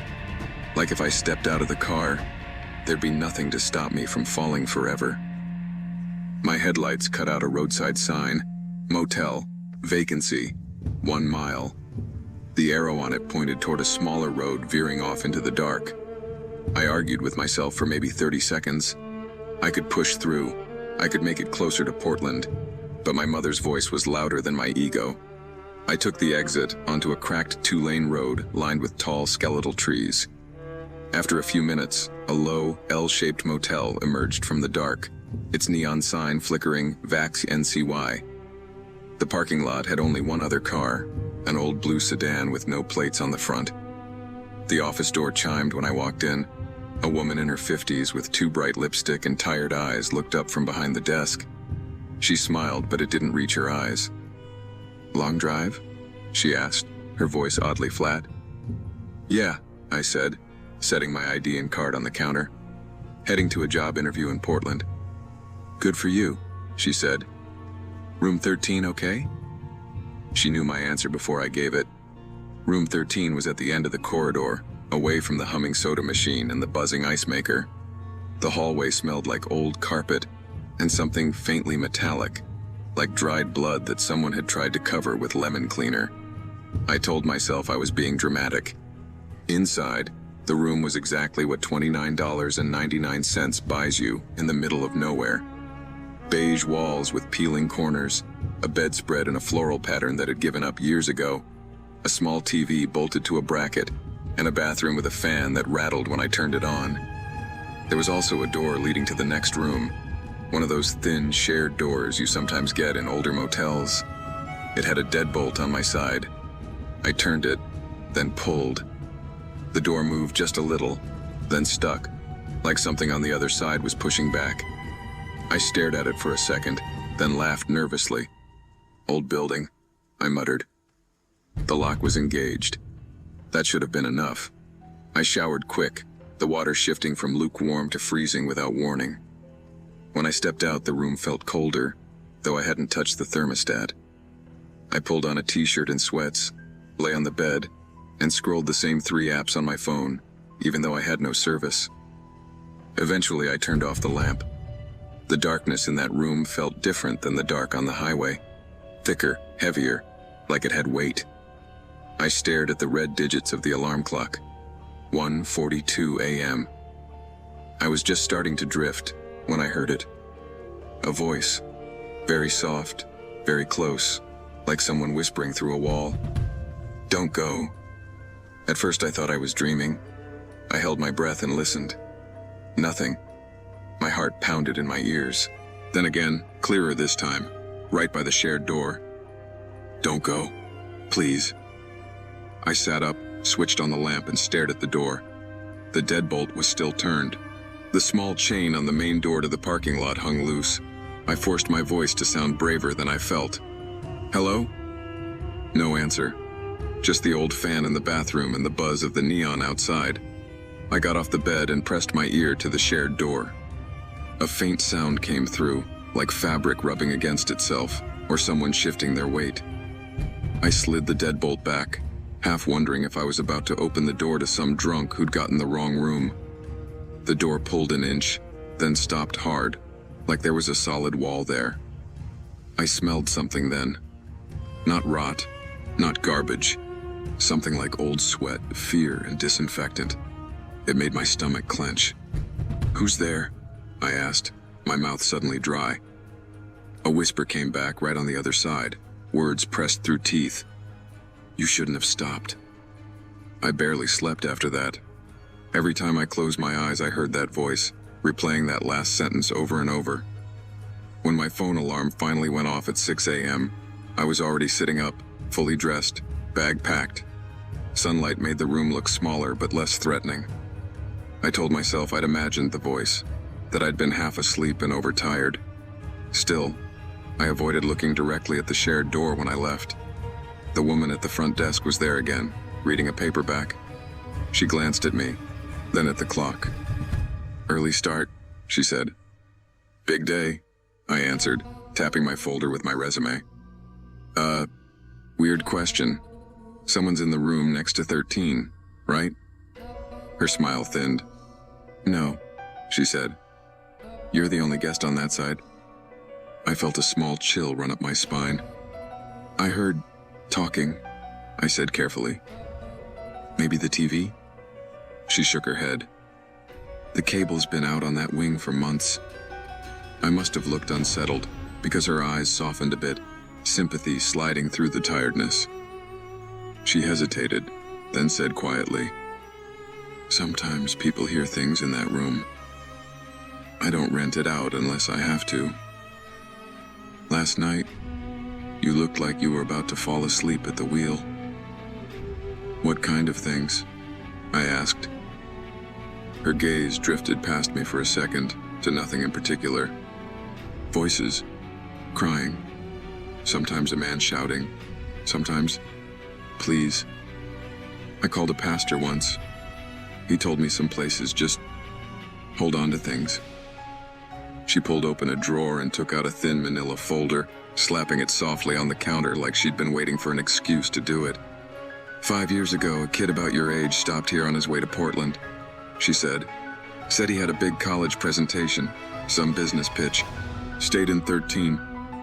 He left before dawn, dead set on making it to the city in time. About 40 miles down the highway, he hit the median and rolled his car 3 times. They said he was probably asleep when it happened. Never hit the brakes." She tapped the folder. "His parents came by, took his stuff. I still get Christmas cards from them. I can't bring myself to throw these away." She opened it a crack. Inside, I saw a photo of a smiling kid in a graduation cap and an accident report. I recognized the car make and model, same as mine. A tight feeling wound up in my chest. Why keep renting that room out? I asked, my voice shaky. She shrugged. Because people like you keep coming through here, eyes half closed, telling me they're fine to drive. I'd rather you hear a voice and wake up scared than end up a name in a file. Then softer. You heard him, didn't you? I thought about saying no. Instead, I nodded, once. The rest of the drive to Portland felt different. The highway was the same cracked ribbon of asphalt, the same semi-trucks and sun-bleached mile markers, but I felt like I was stuck between someone else's past and my own future. Every time my eyes got heavy, I heard that whisper again. You shouldn't have stopped. Only now it felt less like a warning and more like regret. I made it to the city with 2 hours to spare, parked in a downtown garage, and stared at my reflection in the rearview mirror. I looked like hell. Red eyes, drawn face. I almost skipped the interview, but I went in, shook hands, answered questions. The hiring manager, a guy in his 30s with a sharp haircut and a rehearsed smile, said, "We like people who push through. You must have left pretty early." "Stopped about halfway," I said. My voice caught on the word stopped. "Figured it was safer." He smirked slightly. "Most people your age would just drive straight. Hustle, right?" There was something in his tone I didn't like, some casual dismissal of limits. I heard that motel woman's voice in my head, telling me she'd rather have guests scared than dead. On the wall behind him was a framed poster. "Move fast or die slow." I thought of the folder with the graduate's photo. "Honestly," I said, meeting his eyes, "I don't think any job is worth falling asleep behind the wheel for." His smirk faded. We wrapped up. 2 days later, he emailed me a polite rejection. "We've decided to move forward with other candidates." Back home, my parents were disappointed in that careful, quiet way that parents get when they're trying not to show it. Ethan said, "Their loss, man. You'll find something better." Months passed. I got another job, less exciting on paper, 20 minutes from home. Sometimes at night, when I'm driving back from a late shift, I hear a voice in the hum of the tires or in the static between radio stations. "Don't go. You shouldn't have stopped." I still don't know if what I heard in room 13 was a ghost, my own exhausted brain, or some lingering imprint of a kid who never made it to his big day. But I know this. Every time I get behind the wheel tired, I see that graduation photo in my mind and pull into the first safe place to rest. When friends tell me their big plans, their all-night drives to interviews, to business pitches, to college orientations, I tell them this story. Not because I want to scare them, but because I want them to understand something that took me a while to really believe. Last September, my wife Carla and I drove from Portland down to Sacramento for her cousin's wedding. We were both exhausted from work and too broke for a motel, so we decided to do it in one go. She's a nurse, I'm an electrician, and long road trips had become this rare luxury we pretended were mini vacations. We left before sunrise in my beat-up Subaru Outback, cooler wedged between our luggage, true crime podcast droning through the speakers. By the time we hit Northern California, the sky was a harsh blue, and the trees had thinned into those dry hills that look like they're always one spark away from burning. Somewhere past Redding, Carla fell asleep with her forehead against the window, mouth slightly open, boots kicked off. I lowered the volume and focused on the endless strip of highway. That's when I saw him. A silver pickup on the shoulder, hood up, hazard lights blinking, a man standing beside it waving his arms. His movements were slow, almost tired, like he had been out there for a while. I felt that tiny pull of guilt you get when you pass someone who needs help. I eased off the gas. "Don't," Carla mumbled, half asleep. "Just be careful." "It's daytime," I said. "We'll just give him a ride to the next exit." I told myself it was safe. Open sky, decent cell service, Nothing like the horror stories you hear about nighttime highways. Still, when I pulled onto the shoulder about 50 feet past him, my gut did this small twist I decided to ignore. He jogged up to Carla's side of the car and leaned down, palms resting on the door. He looked like any middle-aged guy you'd see at Home Depot. Faded flannel shirt, jeans, a baseball cap with some farm supply logo, graying stubble. His face was sun-baked and lined, but his smile seemed easy. "Man, am I glad you stopped," he said. "Name's Greg. Fuel pump just died on me. Been out here almost 2 hours. Nobody even slowed down." His voice had this mild southern drawl, not thick, just enough to make him sound friendly. He explained he was heading to Stockton to see his daughter, that he was trying to make it before dark. The story came out smooth, like he'd told it more than once. "We can drop you at the next town," I said. "Wherever there's a shop or gas station." He nodded, eyes flicking to the back seat. "I got a bag. Mind if I throw it in and ride with you that far?" Daylight. Carla awake now, watching him carefully. One guy, 2 of us. The math seemed to favor us. I told him to grab his bag and sit in the back. He slid in behind Carla, setting a Navy gym bag on his lap. As I merged back onto the highway, I caught him in the rear view adjusting his cap, then staring out at the passing hills. For the first 10 minutes, everything felt normal. He made small talk about the heat, about driving long distances, about how kids these days don't know how to change a tire.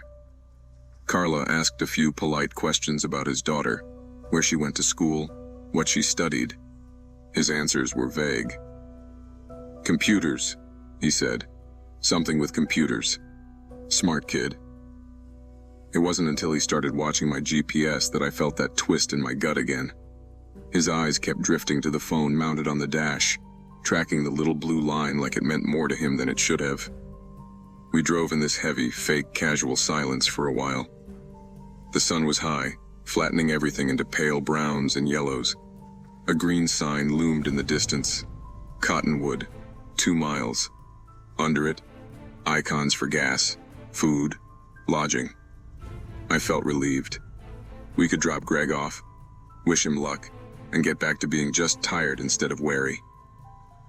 "There's a town coming up," I said, more for Carla than for him. "We'll pull off there. Find you a mechanic." I flipped on my blinker. That's when his voice changed. "Keep going straight," he said, sharper. "This town's no good. Nothing open on Thursdays." It was Thursday, middle of the day. I frowned.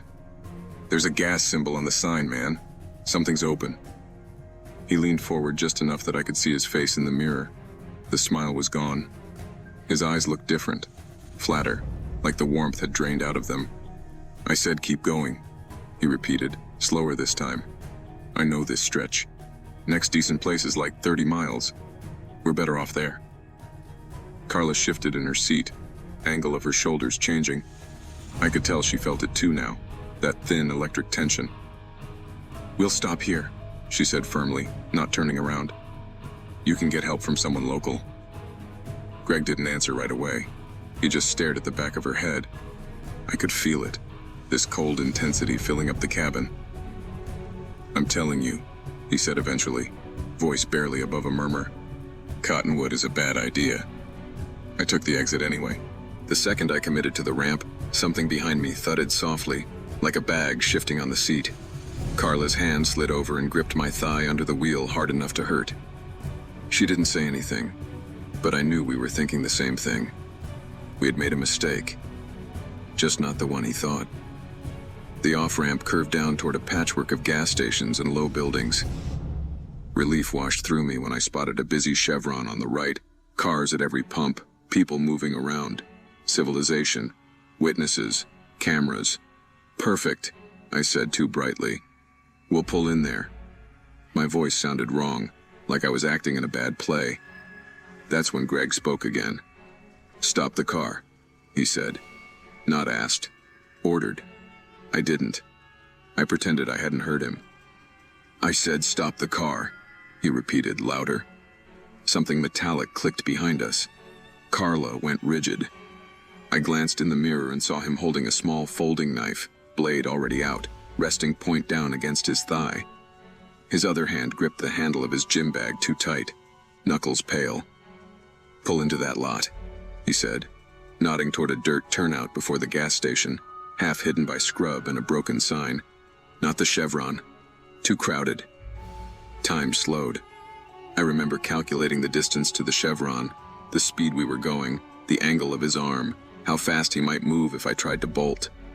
I remember thinking absurd things, like how much I still owed on the Subaru, and that my mom would kill me if she knew I had picked up a stranger. Carla spoke first. "There are cameras at the gas station," she said, voice steady but low. "We're going there. If you don't want to be seen, you can get out now." He laughed once, no humor in it. "You think anyone's gonna help you?" he asked. "You think anybody cares?" He leaned forward, knife now visible between the seats. Not lunging, just reminding us it was there. "You ever hear about people vanishing off highways?" he asked conversationally. "It happens fast, faster than you'd think." The entrance to the Chevron lot was coming up on the right. I made a decision I still replay in my head every night. I floored it and jerked the wheel hard toward the entrance. Greg lurched sideways with the momentum, slamming into the back door. Carla whirled and grabbed his wrist with both hands. For a second, the knife hovered, inches from my neck. Then the car bounced over the curb, and everything turned to chaos. The Subaru shot into the Chevron lot at an angle, tires squealing. I aimed straight for the front of the store, where people were walking in and out. A guy at the pump yelled something as we fishtailed to a stop. Carla was still locked on Greg's arm, both of them struggling over the knife. "Get out!" she screamed at him. "Drop it and get out!" He stopped fighting abruptly and went very still. For a heartbeat, the three of us just breathed, loud and ragged. Then Greg smiled. It was the most unsettling thing I'd ever seen, way worse than the knife. "You're smarter than you look," he said softly. He folded the blade, slipped it into his pocket in one smooth motion, grabbed his gym bag and opened the door. Before he stepped out, he leaned in close to Carla's ear and whispered something I couldn't hear. Her face went white. He climbed out like this was all a minor inconvenience and walked away across the lot, casual, almost lazy. He didn't look back. No one else seemed to notice anything strange. Just another guy with a bag heading toward the road. Inside the store, the manager called 911 for us while Carla shook so hard she spilled coffee all over her hands.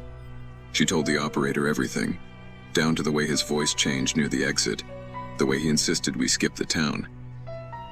I gave a statement to the highway patrol who showed up 20 minutes later. They took it seriously, but without him brandishing the knife where anyone else could see, it felt like smoke in my hands. The officer said something that still curls in my stomach. "We've had a couple weird reports in this area the past few months. People going missing between small towns. If you hadn't come off at a busy station..." He let the sentence hang. That night, long after we made it safely to Sacramento, Carla told me what Greg had whispered. He said, "Another 30 miles and no one would have seen you again," she said. Then he told me, "You'll think about me every time you see a pickup." He was right. I do. I think about that knife, and the way he watched my GPS, and the way my own politeness almost got us killed. I think about how ordinary he looked standing there on the shoulder. Here's the part that haunts me most. A few weeks later, I saw a post on Reddit from someone in California talking about a man with a silver pickup and a broken-down story, asking for a ride. Different details. Same pattern. People in the comments argued if it was real or not. Internet drama. Entertainment. For me, it wasn't a story. It was the moment I understood how close a normal day can come to ending. You don't owe strangers access to your car, your time, or your safety just because they ask nicely. Help from a distance. Call for them. Report what you see. But trust that tight feeling in your gut. Fear is sometimes just your survival instinct trying to keep you alive. Back when I was 19, I thought bad things only happened to people on the news. I was a sophomore at a state college in Utah, stuck between a business degree I didn't care about and a social life that revolved around cheap beer and group chats. Spring break was coming up, and everyone was either flying somewhere expensive or going home. My best friend Taylor and I didn't have that kind of money, but we wanted out of town so badly it hurt. One night in the dorm lounge, we were scrolling through Google Maps when Taylor said, "San Francisco. We drive there, stay in some crappy motels, post a ton of photos, and make everyone back here jealous." It sounded ridiculous and perfect. I had an old Civic my uncle sold me for cheap. She had a credit card with barely any limit. We threw together a plan that mostly consisted of head west and figure it out. My mom, on the phone, said, "Don't drive at night, and don't stop in the middle of nowhere if you can help it." I told her I'd be smart. I believed it when I said it. We left on a Thursday afternoon, snacks in the back seat, playlists loaded, the kind of slightly desperate happiness only college kids with nothing figured out can manage. The first part of the drive was almost fun. Mountains, open sky, laughing about dumb professors. We were 4 hours in when we hit the stretch of I-70 that feels like the world just falls away into silence. It was just past 8 p.m. when we pulled off at this small gas station near the Utah-Colorado line. The sun had dropped, but hadn't fully committed to night yet. That weird in-between light made everything look flatter, like a backdrop. Taylor went inside for snacks while I pumped gas. There was another car at the far pump, a faded red Jetta with two girls about our age, laughing about something on a phone. For a minute, I felt that weird twin feeling, like we were all copies of each other on slightly different timelines. Then I noticed him. He was at the pump behind them in a dark green pickup, maybe late 30s, maybe early 40s. Work boots, trucker cap, tan lines you only get from being outside all day. Nothing about him was special except his eyes. He wasn't just glancing at the girls, he was staring. Hard. His face was blank, but his eyes flicked between them with this dead focus that made the hair on my arms stand up. I told myself I was judging. He could have been daydreaming, zoned out. Then one of the girls dropped something, bent down to grab it, and I watched his gaze follow the movement in this slow, hungry way that had nothing to do with being distracted. Taylor came back out carrying chips and a giant soda. "You good?" she asked, seeing my face. "Yeah," I lied. "Just tired." The girls finished first, got into their Jetta, and pulled out onto the highway heading west. The man didn't move at first. He watched their car leave, still expressionless, then suddenly snapped into motion. He capped his tank, jumped into his truck, and pulled out right after them, way faster than he needed to. Taylor saw the taillights leaving. "He's in a hurry," she said. My stomach nodded. Without really deciding to, I pulled out too, a minute later, keeping a distance. My mom's warning about middle of nowhere kept looping through my head, mashed up with something darker I couldn't fully name. We caught up to them faster than I expected. That stretch of I-70 is long and empty at night, no streetlights, just darkness pressing in on the edges of your headlights. The Jetta was in the right lane, the pickup glued to its bumper like a shadow. His high beams were on, flooding their car with light, flashing occasionally. Even from behind, you could tell the girls were freaking out. Their brake lights tapped, then stayed steady. "What is he doing?" Taylor asked, leaning forward to get a better look. "Trying to get them to pull over," I said, my voice coming out flatter than I meant it to. The pickup suddenly swerved into the left lane, pulling up beside the Jetta. I could see him leaning across the cab, shouting something through the open passenger window. The girl's car started drifting toward the shoulder, hazard lights blinking on. I felt my heart lurch. "No," I whispered, gripping the wheel. "Don't." Taylor looked at me. "What?" "He's not a cop," I said. "He's not. That's not how cops pull people over." As if he'd heard me, the man jerked the pickup ahead and then back again, trying to position himself in front of them like he wanted them boxed in. Then, as their car slowed more, he suddenly sped up, pulling away down the highway. "Maybe he gave up," Taylor said, but she didn't sound convinced. The Jetta coasted onto the shoulder and stopped. For a split second, the world felt delicately balanced on a pin. I could have driven on, told myself it was none of my business, that I was making assumptions. Instead, I flipped on my hazard lights and pulled in behind them, leaving some space. The gravel crunched under our tires. The air outside looked colder than it should. "What are we doing?" Taylor asked. "Being witnesses," I said. It sounded braver than I felt. We both got out. The two girls ahead of us were already stepping out of their car, looking shaky. One of them, the driver, had tears in her eyes. "Was that guy with you?" she blurted. "No," I said. "We saw him at the gas station. He followed you out." The passenger swallowed hard. "He said he was a deputy. He was shouting at us to pull over or we'd go to jail." I glanced down the empty highway. No sign of him now. Just the disappearing glow of taillights far ahead. "Real cops don't do that," I said. "They don't drive like that, and they don't yell at you from a pickup." Taylor, always quicker to accept the worst, said, "He saw us behind you. He bailed when he realized you weren't alone." We all climbed back into our cars. Doors shut, windows cracked. The highway's silence felt suddenly loud. I dug my phone out. Miraculously, I had 1 bar of service. I dialed 911. It took a moment to connect. The operator sounded calm, almost bored at first. Location, nature of emergency, until I said, "We think a man in a green pickup just tried to force 2 girls off the road pretending to be a cop." Her tone changed. Sharper, more awake. She had me describe the truck, the man, the gas station. Asked if anyone had gotten a plate number. Of course I hadn't. It hadn't even occurred to me. Guilt crawled up the back of my neck. "Stay in your vehicles," she said firmly. "Lock the doors. I'm sending a patrol car. Do not follow anyone. Do not drive off until an officer talks to you." We waited. 10 minutes felt like an hour. Every set of approaching headlights made my chest tighten. I kept imagining the green pickup circling back, pulling in behind us this time, pinning us on the shoulder with no other cars around. When a patrol SUV finally rolled up with real red and blue lights, I almost cried. The officer was a woman about my mom's age. She came to my window first, flashlight beam carefully low so she didn't blind me. I explained everything again while she took notes. "You did the right thing," she said. "Too many people see something off and just keep going." "Was he really pretending to be a cop?"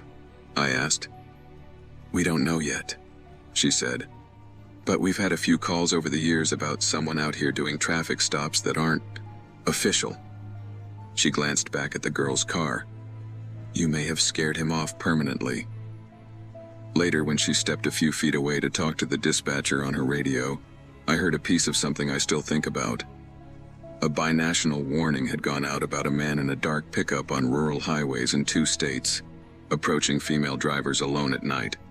No badge, no uniform, just a story, a tone of voice, and the implied threat of what might happen if you didn't obey. When she came back, she told us, "If anyone ever tries to pull you over and it doesn't feel right, call 911. You can drive to a lit, public place. Real officers know that. We'd rather you be cautious than compliant with the wrong person." We nodded. We all said we understood. I'm not sure we fully did at the time. We made it to San Francisco the next day, and on the surface the trip went how you'd expect. Photos on the Golden Gate Bridge, clam chowder in sourdough bowls, long walks up ridiculous hills, pretending we were cooler and more put together than we were. But every time we saw a dark pickup, Taylor would go quiet for a second. Every time someone slowed too close behind us, my hands tightened on the wheel. On the way back, we refused to drive at night. We stuck to daylight and gas stations with lots of cars. Months later, back at school, the whole thing started to feel like something we'd exaggerated. My brain tried to file it away under weird but harmless. Then one night I saw a post online about a girl in another state who disappeared after texting her roommate that she'd been pulled over by some cop in a truck. It hit me in the chest like a fist. I don't know if it was the same guy. I don't know if the man we saw ever hurt anyone, or if we just caught him in the early testing stage of something worse. What I do know is that fear has a smell. I smelled it on those girls. I feel it again anytime someone jokes about being paranoid for not pulling over on a deserted road. I've told this story on forums, in comments, in late-night conversations with people I barely know. Sometimes I get accused of making it up for attention. Sometimes people thank me. I'm not posting this because I think I'm a hero. I'm posting it because I almost did what most people do. I almost looked away. I almost convinced myself it was none of my business, that I was overreacting, that surely nothing would happen. If you ever see something that twists your gut like that man did mine, listen to it. Be the extra set of headlights. Be the reason someone doesn't end up as a missing person flyer.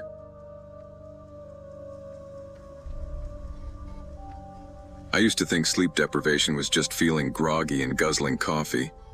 Before this road trip, I had no idea how far your mind can bend before it finally snaps. I was 27, between contracts, and decided to drive from Oregon to Ohio alone to help my sister move back home. Money was tight, so I skipped flights and hotels, planning to sleep in my car at rest areas. 3 days, almost 2,400 miles. I told myself it would be fine. I'd done long drives before, but I'd never done them with a brain already frayed by weeks of stress, a breakup, and the kind of quiet depression you only admit to yourself at 2 a.m. I left with a full tank and an empty head, not realizing one would drain a lot faster than the other. By the time I hit Idaho, the sun was sinking, and so was my focus. I pulled into a small rest area that looked decent enough. 2 semis, a pickup, and me. I used the bathroom, grabbed a soda from the vending machine, then sat in my car scrolling my phone. A sedan pulled in and parked 2 spaces away. The driver, a guy in his late 40s with a baseball cap and a plain gray hoodie, walked past my car and gave me a tight, oddly delayed smile. His eyes didn't match it. "Long drive?" he asked, pausing by my window. "Yeah," I answered, keeping my voice neutral. "Cross country?" He nodded too slowly. "Dangerous to do that alone." Something about the way he said alone made my skin crawl. I muttered something about needing sleep and reclined my seat, pretending to settle in. After a minute, I peeked through the side of my jacket and saw him still there, just standing by his sedan, watching my car like he was waiting for something that involved me. I didn't stay. My gut wouldn't let me. I sat up, started the car, and pulled out. In my mirror, I saw him move quickly back to his sedan. I told myself I was imagining him rushing to follow me. I put on a podcast to drown out my thoughts and watched the fuel gauge edge closer to empty. I'd meant to fill up at the last town, but kept thinking I'd stop at the next one. The exits started getting more spread out, and the reassuring glow of gas station signs disappeared. 30 minutes later, my gas light blinked on. The road around me was just black, with only my headlights carving out a small tunnel of safety. My eyes burned, my hands shook, and every shadow on the shoulder looked like someone standing there. I saw a sign that said, "Next service is 32 miles, right as my engine coughed. "You've got to be kidding me," I whispered. I eased onto the shoulder and the car sputtered to a stop. I sat there in the dark, hood cooling, feeling like the world had narrowed to this dead car and my own stupid decisions. There's a different kind of quiet on a highway shoulder at night. It's not peaceful. It's heavy, like the air is waiting for something. I turned off my lights to save the battery and sat there trying to convince myself I had options. I could call roadside assistance, but my signal was weak and my membership had lapsed. Walking seemed insane, but the idea of just sitting there felt worse. Before I could decide, I saw it. A pair of headlights in my rearview mirror, much dimmer than they should have been, crawling toward me. Too slow for highway speed. Every hair on my arm stood up. My first thought was, maybe it's a cop or someone helpful. My second was, why are they going that slow? The car pulled up behind me and stopped, headlights still on low beam. I could only see a silhouette in the driver's seat. No one got out. They just sat there, watching my car. I cracked my window an inch and called out, "Hey, you okay back there?" Silence. Then the driver turned off their headlights, plunging the world behind me into pure darkness. Someone knocked on my window exactly once. Not a tap, a solid, patient knock. My heart slammed into my ribs. I turned my head slowly, and there he was, inches from my face. The man from the first rest stop. Gray hoodie, baseball cap, same wrong smile. No car had passed me. No new headlights had appeared. But he was there. "Told you it's dangerous to do this alone," he said softly, like we were in on some private joke. "You followed me?" I asked, my voice thin. He tilted his head. "You ran out of gas right where I needed you to." That sentence didn't make sense, and that made it worse. My hand fumbled for my phone. He leaned closer. "Don't call anyone. They never get here in time out here." His breath fogged the glass. Something in me snapped from fear into something like clarity. I rolled the window up the last inch, jammed the door lock again, and stared straight ahead. "If you don't leave," I said, surprised by how steady I sounded, "I'm calling the cops and giving them your plate, your face, and telling them you've been tailing me for hours." He didn't move for a long time. Then he laughed. Not loud, just a low, thin sound like something breaking. "You're already alone," he said. "Remember that." He stepped away. After a few minutes, his headlights flicked on behind me like they'd been off the whole time, and his car pulled back onto the highway and vanished. I've been driving long haul for 20 years, and I've seen most of what the road can throw at you. Drunks drifting across 3 lanes, black ice that turns asphalt into glass, blown tires at 70 miles an hour. But what happened on Highway 85 inches western Nebraska last winter is the only time I've ever wondered if my mind and the road finally broke each other. That night, I wasn't some rookie. I was 42, twice divorced, living out of my sleeper more than my rented room in Cheyenne. I ran a solo route hauling refrigerated produce from Denver up through Nebraska and the Dakotas, chasing delivery windows that left no room for sleep or mistakes. The pay was decent, the miles long, and the silence in the cab usually kept my thoughts from getting too loud. But the thing about spending your life on empty highways is that you start to notice when the road stops behaving like it should. And on that stretch near mile marker 312, the road didn't make sense anymore. I left Denver late, around 10 p.m., already behind schedule thanks to some warehouse mix-up. Dispatch told me if I missed my 8 a.m. drop north of Rapid City, I'd eat the penalty. I'd pulled this run 100 times, knew every gas station, every lonely town, every dead radio zone. But that night the fog rolled in fast, thicker than anything I'd seen on that route, swallowing the headlights into a gray wall. I dropped down to 50, then 40, eyes straining for the faint reflection of lane markings. The CB had been dead for an hour when it suddenly crackled. "Breaker 1 to 9, anyone northbound on 85, come back." The voice was low, tired, with this ragged scrape between words, like each breath hurt. I grabbed the mic. "Yeah, this is Lone Star. Northbound about 3 to 10. You seeing this fog too?" There was a pause, just static. Then the voice came back, closer somehow. "Copy that, Lone Star. You're coming up on trouble. Slow it down to 30. There's a rig sideways across both lanes around 312. You got maybe a mile." I eased off the throttle, heart kicking up. "You sure?" I asked. "Ain't seen tail lights in half an hour." The guy answered with a dry little laugh that turned into a cough so bad I thought he'd dropped the mic. "Been running this stretch since 85, friend, I'm sure. Black Volvo with a white reefer, company out of Kansas City. Driver's okay, but she's blocking the whole damn road. You'll see her soon enough." I flicked on my hazards, dropped to 30, fingers aching on the wheel. The fog got thicker, swallowing my high beam so bad I switched back to low. Somewhere under the hum of my engine I realized my chest felt tight, like the air got heavier. Another call from the radio. "You're at 311 now. Start hugging the center line. There's a narrow shoulder on the left. You can squeeze through." I glanced at the odometer and my stomach dropped. The last marker I'd passed said 297, not 311. There shouldn't have been a 311 yet. I hadn't driven that far. My log time didn't match. Still, my hands kept doing what the voice told me. A shadow formed in the mist ahead, huge and flat across the road like the silhouette of a toppled building. My headlights slid across the reflective tape of a trailer sprawled sideways, exactly where the voice said. White reefer, black Volvo cab, I swore out loud. My rig's ABS kicked in as I braked, my trailer twitching but holding straight. I crept left, wheels kissing the rumble strip, barely squeezing past. As I rolled by, I saw the other driver standing outside her truck, phone to her ear, staring at me like she'd seen a ghost. On the CB, the voice wheezed again.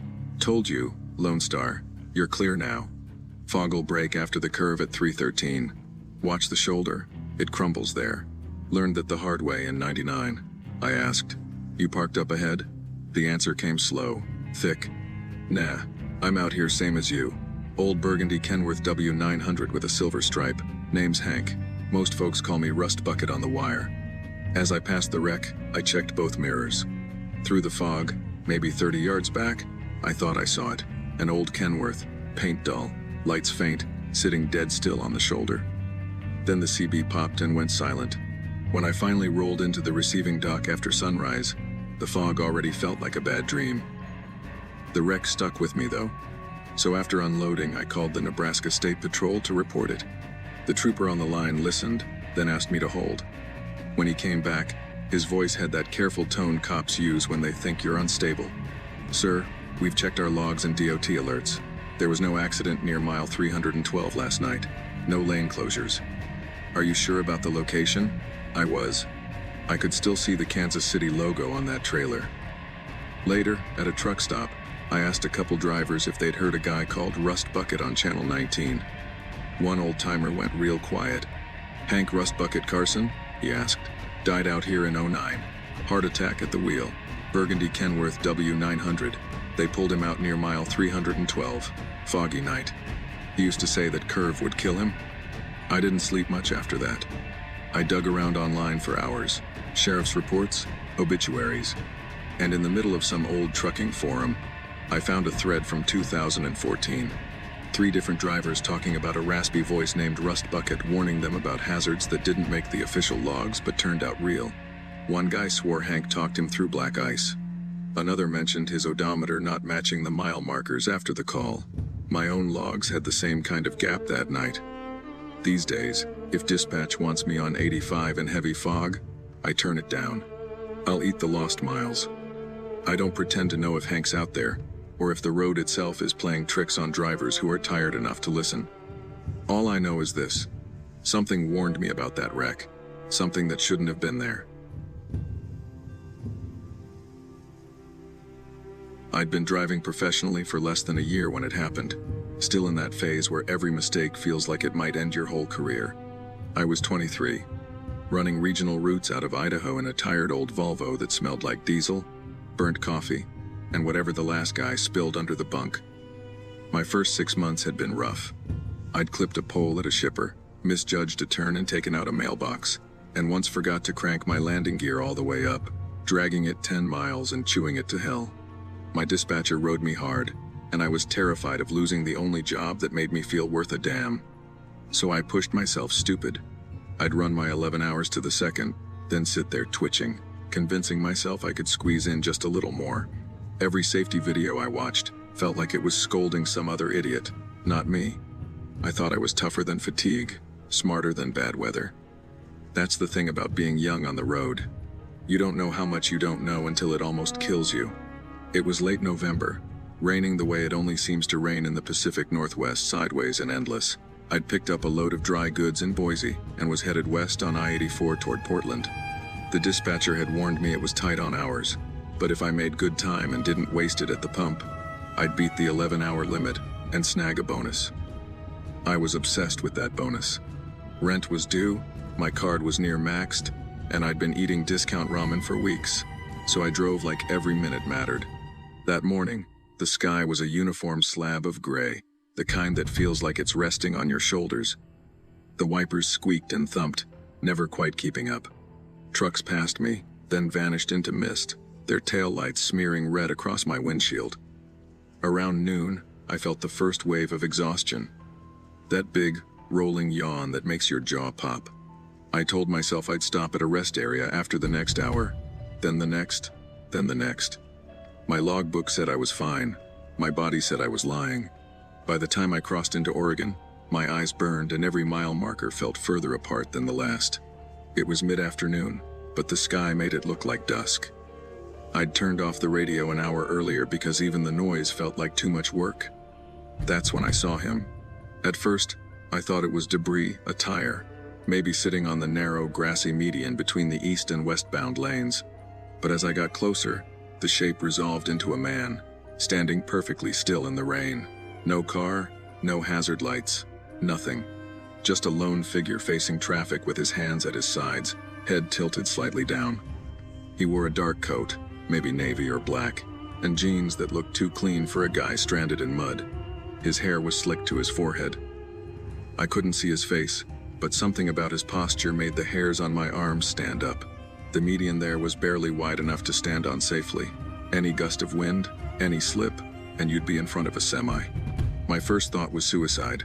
I eased off the throttle and scanned for a wreck or a parked car on either side, nothing. As I passed him, I glanced in the mirror. He was still there, motionless, but his head had turned slightly, like he was watching my trailer go by.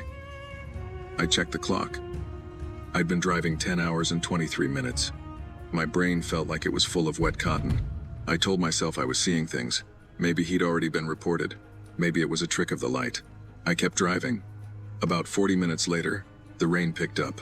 The road curved and climbed, and my focus narrowed to the white lines and the faint glow of reflectors. I'd started seeing weird little flashes at the edges of my vision, shapes that looked like animals darting away, only to vanish when I turned my head. More than once, I blinked and realized I'd missed the last couple of mile markers entirely. That's the kind of tired they warn you about, but you don't understand until you're there, your brain skipping like a scratched CD. Then I saw him again. Same side of the highway, same median, same dark coat, same slightly bowed head. I knew it was impossible.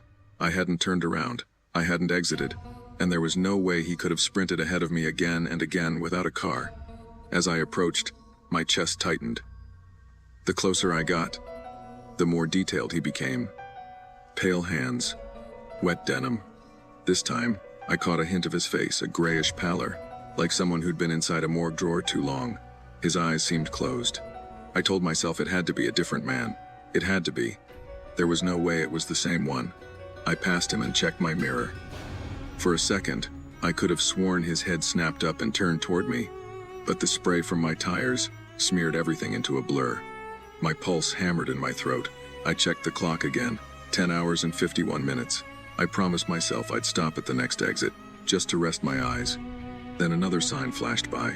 No services. Next 30 miles. My mouth went dry. The last half hour of that drive is mostly missing from my memory, replaced by a few bright, sharp images like broken glass, my hands slipping on the wheel, the wipers pausing mid-stroke as if time itself hiccuped, the yellow line swelling and shrinking in front of me like a living thing. I remember blinking hard and realizing my truck had drifted toward the rumble strip. The sudden vibration under the tires scared me awake for a second. Then I saw him a third time. This time, he wasn't in the median.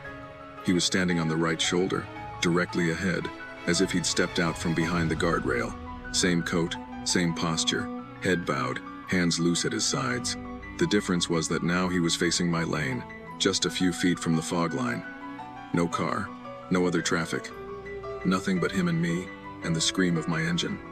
My whole body reacted before my brain caught up.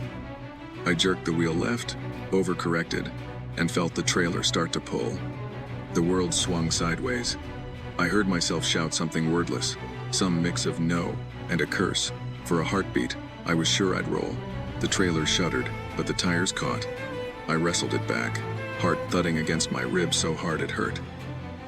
When I glanced in the mirror, the shoulder was empty. No man, no coat, nothing. I limped off at the next wide spot and parked crooked, hands shaking. I sat there for 10 minutes, gasping, feeling like something had just taken a long look at me and decided to let me go for now. I'm pushing 58 now, and I've spent more of my life in a truck cab than in any house I ever paid rent on. I didn't grow up wanting to be a trucker. I grew up wanting to be invisible. My old man was a drunk with fast hands and a slower conscience, and my mom's idea of parenting was turning the TV up so she didn't have to hear us cry. By the time I turned 18, I'd already learned two things. Staying out of the house meant fewer bruises, and the farther you were from home, the safer you felt. I dropped out of community college after one semester when I realized I spent more time sleeping in my car than in class. A guy I unloaded freight for told me I could make decent money driving and, more importantly, always be anywhere but home. That sounded like heaven. I took what little I had, got my CDL, and climbed into my first beat-up Freightliner. Over the years, the road became my whole world. Diners, truck stops, motel parking lots, they all blurred together into one long, humming memory. Most of my stories are about late-night runs, weird weather, and drivers who shouldn't be trusted with a lawnmower, let alone an 18-wheeler. But there's one night on I-90 inches Montana that still makes my hands sweat when I think about it. Like the fear got trapped in the cab with me and never really left. It was late October, about 10 years back, somewhere between Billings and Missoula. That stretch of I-90 can feel like another planet after midnight. Just you, your headlights, and a whole lot of black. It was about 2:30 a.m., cold enough that the windshield frost started creeping inward at the corners. I was hauling a half-load of appliances westbound, cruise control at 65, talk radio low. The CB was dead quiet. I hadn't passed another truck in 20 minutes. That's when I saw something that didn't belong. At first, it looked like a trash bag blowing along the shoulder. Then it moved wrong, too slow, too deliberate. I dipped my high beams and saw a figure crouched in the drainage ditch between the highway and the fence line. Just a white smear against the dead grass. I eased off the throttle without even thinking. That old, stupid part of me that still believes in helping people waking up. As I got closer, I realized it was a girl. Maybe 19 or 20. Long dark hair stuck to her face, bare legs, an oversized sweatshirt hanging off one shoulder, no jacket. She was hugging her knees, shaking. No car, no lights, just her and the cold and the empty road. Every trucker knows better than to stop for strangers in the middle of nowhere. But I thought about my own daughter, Emma, who died when she was 16 from an overdose I never saw coming. The guilt still sits on my chest most mornings. So I pulled onto the shoulder, hit the flashers, and told myself I'd just roll the window down, ask if she needed me to call someone. That's all. I cracked the passenger window and leaned over. She didn't move at first, like she couldn't believe a truck had actually stopped. "You all right?" I called out. "You hurt?" She raised her head slowly. Her eyes caught the headlights and glowed for a second like an animal's. Not supernatural, just a weird angle, and too much light, but it unnerved me.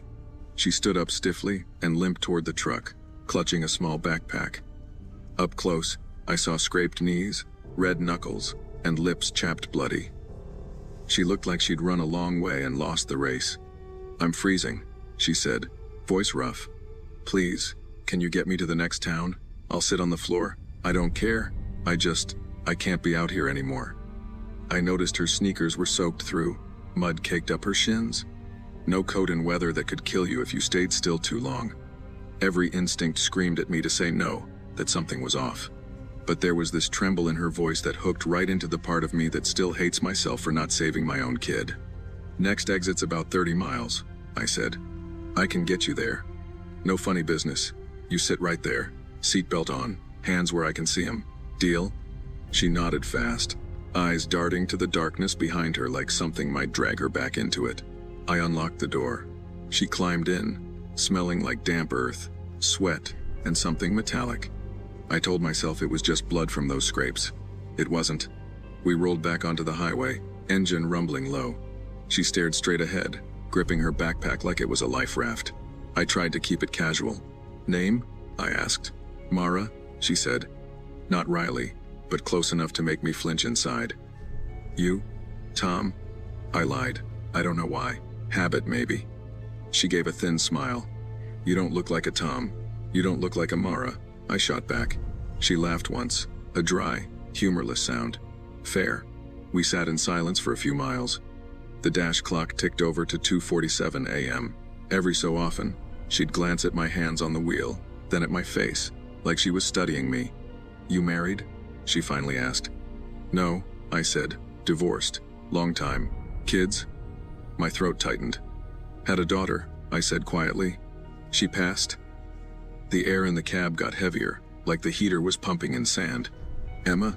she said softly. The name slipped out of her mouth so naturally I almost didn't catch it. My grip tightened. "I didn't tell you her name," I said. She kept staring at the windshield, expression blank. "Sometimes I just know stuff," she whispered. Like it's been poured into my head, and there's no room for anything else." Her hand slid off the backpack and I saw bruises around her wrist. Ring-shaped. Like someone had grabbed her hard. "Guy I was with didn't like when I talked about it," she added. "Said I was making things up. Said I was crazy." "Was he the one that left you out there?" I asked. She smiled then, slow and cold. "No. He didn't leave me." She turned her head, met my eyes. "He's not going anywhere." The next few minutes felt like driving through wet cement. Traffic was non-existent, just the sound of my engine and her breathing. I didn't ask what she meant. I didn't want to.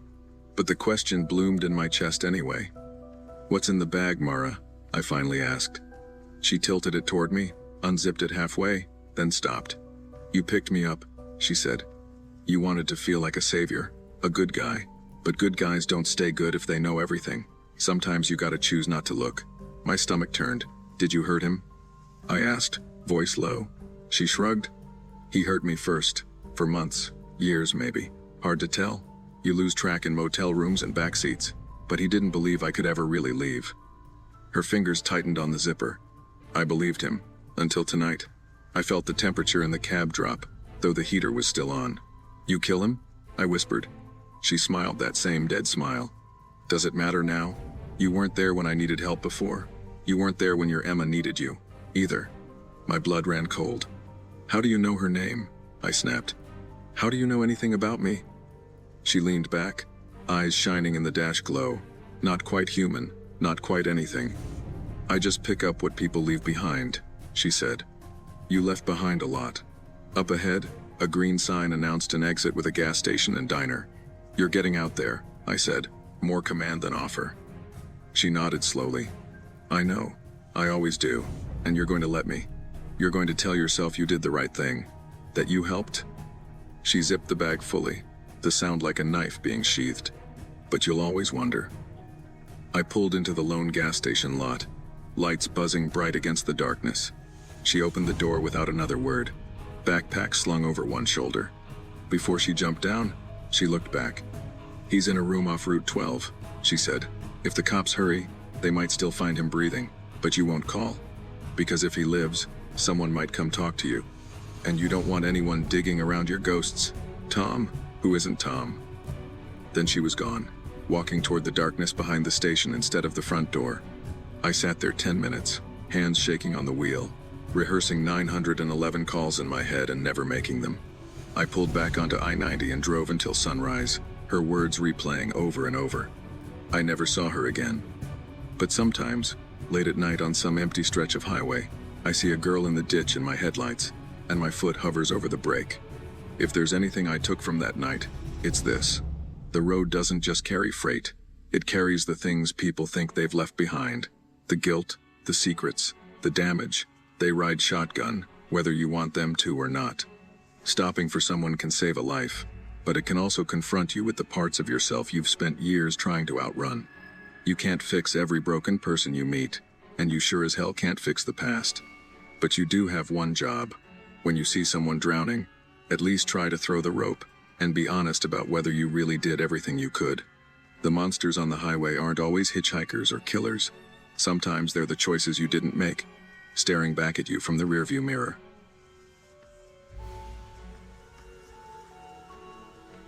I was 25 when this happened, and I still can't check into a motel alone without scanning every corner of the parking lot. My dad was turning 60, and my family was throwing him a surprise party back in Tennessee. I was living in Colorado then, broke, and trying to climb out of a mess of student debt and a failed startup. Flights were too expensive, so I told myself I'd make it a cheap adventure and drive the whole way over 3 days. No hotels if I could help it, just motels and maybe sleeping in the car if I had to. I'd done solo trips before, but always in familiar states, close to people I knew. This time I'd be crossing big stretches of land where I didn't know a soul. At the time, that sounded kind of poetic. Looking back, it just meant, if anything went wrong, it would take a long time for anyone to even realize I was missing. The first day went smooth enough. Long, boring, but smooth. By late evening, I rolled into a small town off the interstate, the kind with one strip of chain restaurants and a few worn motels. I chose the cheapest one that didn't look like the ceiling would cave in, paid cash, and got a key card. The hallway smelled like old smoke and cheap cleaner. I slept hard. The next morning, I opened my door with my suitcase in hand and almost walked smack into a man standing directly outside my room. He was mid-40s, wearing a faded red flannel, jeans, and a trucker hat, gray stubble, pale eyes with heavy bags under them. "Whoa, sorry," I said, stepping back. He didn't move right away, just looked at me up and down like he was trying to place me. Then he smiled, too slow, too wide. "Morning," he said. "Didn't mean to startle you." He stepped aside an inch. Not enough to really clear the doorway. As I squeezed past with my suitcase, I felt his eyes on me in a way that made my skin feel too tight. He didn't go into any room. He just stood in the hallway, watching, while I walked out to the parking lot. When I loaded the trunk and glanced back, he was at the end of the walkway, leaning on the railing, staring down at my car. I told myself he was just weird. There are weird people everywhere, but I still left faster than I'd planned. The second day was supposed to be the longest push, 10 hours to shave time off the last day. I stopped at a diner, got coffee, tried to shake off the uneasy feeling from the motel. A few hours into the drive, I pulled into a gas station in the middle of nowhere. Just 4 pumps, 1 flickering light, and a grimy little store. I filled my tank and went inside for another coffee. When I came back out, there was a deep red, older Corolla pulled in behind my car, almost close enough to bump it. No one was at the pump. The windshield had a dark tint strip across the top, and the rest of the glass caught the overhead light just right to make it impossible to see inside. I hesitated, then told myself again that I was being dramatic. People park weird. Whatever. I unplugged the pump, walked around the back of my car, and felt the hairs rise on my neck like someone inside that red car was staring holes into me. As soon as I pulled out of the lot, the Corolla rolled forward and followed. At first, it stayed a few cars back. Then the traffic thinned as the sky darkened, and for long stretches it was just me and that pair of headlights in my mirror, sitting at a careful, constant distance. By the time full dark settled in, I'd been driving almost 9 hours. That jittery, wired feeling gave way to a heavy, slow ache behind my eyes. Every time an oncoming car passed, their headlights felt like knives. I kept telling myself I'd stop at the next town, but the exits got farther apart and more empty. No services, no lights, just names of roads leading into blackness. The red car still hovered behind me, dropping back whenever I changed lanes, then drifting up again a few minutes later. I tried to convince myself I was making a pattern where there wasn't one. It's easy to get paranoid when you're tired. Eventually, a sign for a gas station appeared. One lonely icon under exit 214. No brand, no food, just gas. I took the exit, praying for a bright, busy station. Instead, I found a single-story building with barred windows and 4 pumps under a buzzing canopy. The convenience store lights were off. A handwritten closed sign was taped crookedly on the door. I almost left, but my tank was low, and I didn't want to gamble on the next town. I told myself I'd just top off and go. I got out, started the pump, and that's when I saw, reflected in the smeared glass of the store windows, a pair of headlights turning down the exit ramp. The red Corolla pulled into the lot faster than any car needed to at an empty, closed gas station. It didn't go to a pump. It drove directly next to my driver's side, close enough that if I opened my door, it would hit their passenger door. I yanked the nozzle out, jammed it back on the pump without even checking the total, and dove into my car, locking the doors in the same motion. The passenger door of the red car flew open, and a man stepped out, coming straight to my window with purposeful strides. It was the man from the motel, wearing the same faded flannel. He grabbed my door handle and pulled hard, then again, like he couldn't process that it was locked. Our eyes met for a second, and there was recognition on both sides. His mouth curled up into this huge, delighted grin that didn't look like something a normal person's face could make. I threw my car into reverse, backed out crooked, and sped around him, tires squealing. As I passed, he slapped his palm against my window and yelled something I couldn't hear over my own breathing. In the rearview mirror, I saw him standing there next to the red car, still grinning, not chasing me. That meant there was someone else in the driver's seat. Someone who had quietly followed me for almost a full day, probably from the motel, probably longer. I drove the last 2 hours into the city with my hands shaking so badly I had to pull over 3 times just to breathe. I reported the incident to the state police the next morning, gave them every detail I could remember. His face, the car, the motel, the gas stations. They took it seriously, but they didn't find him or the car. Maybe they moved on to someone else's town. Maybe they're still driving those back highways, looking for another tired, broke woman trying to save a few bucks.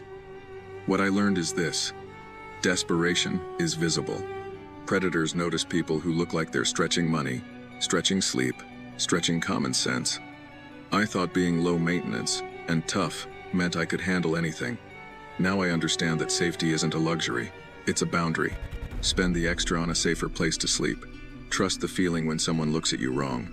If something or someone keeps showing up where you are, don't explain it away. Your worst-case scenario is sounding paranoid to a cop. Their worst-case scenario is exactly the story I almost didn't live to tell.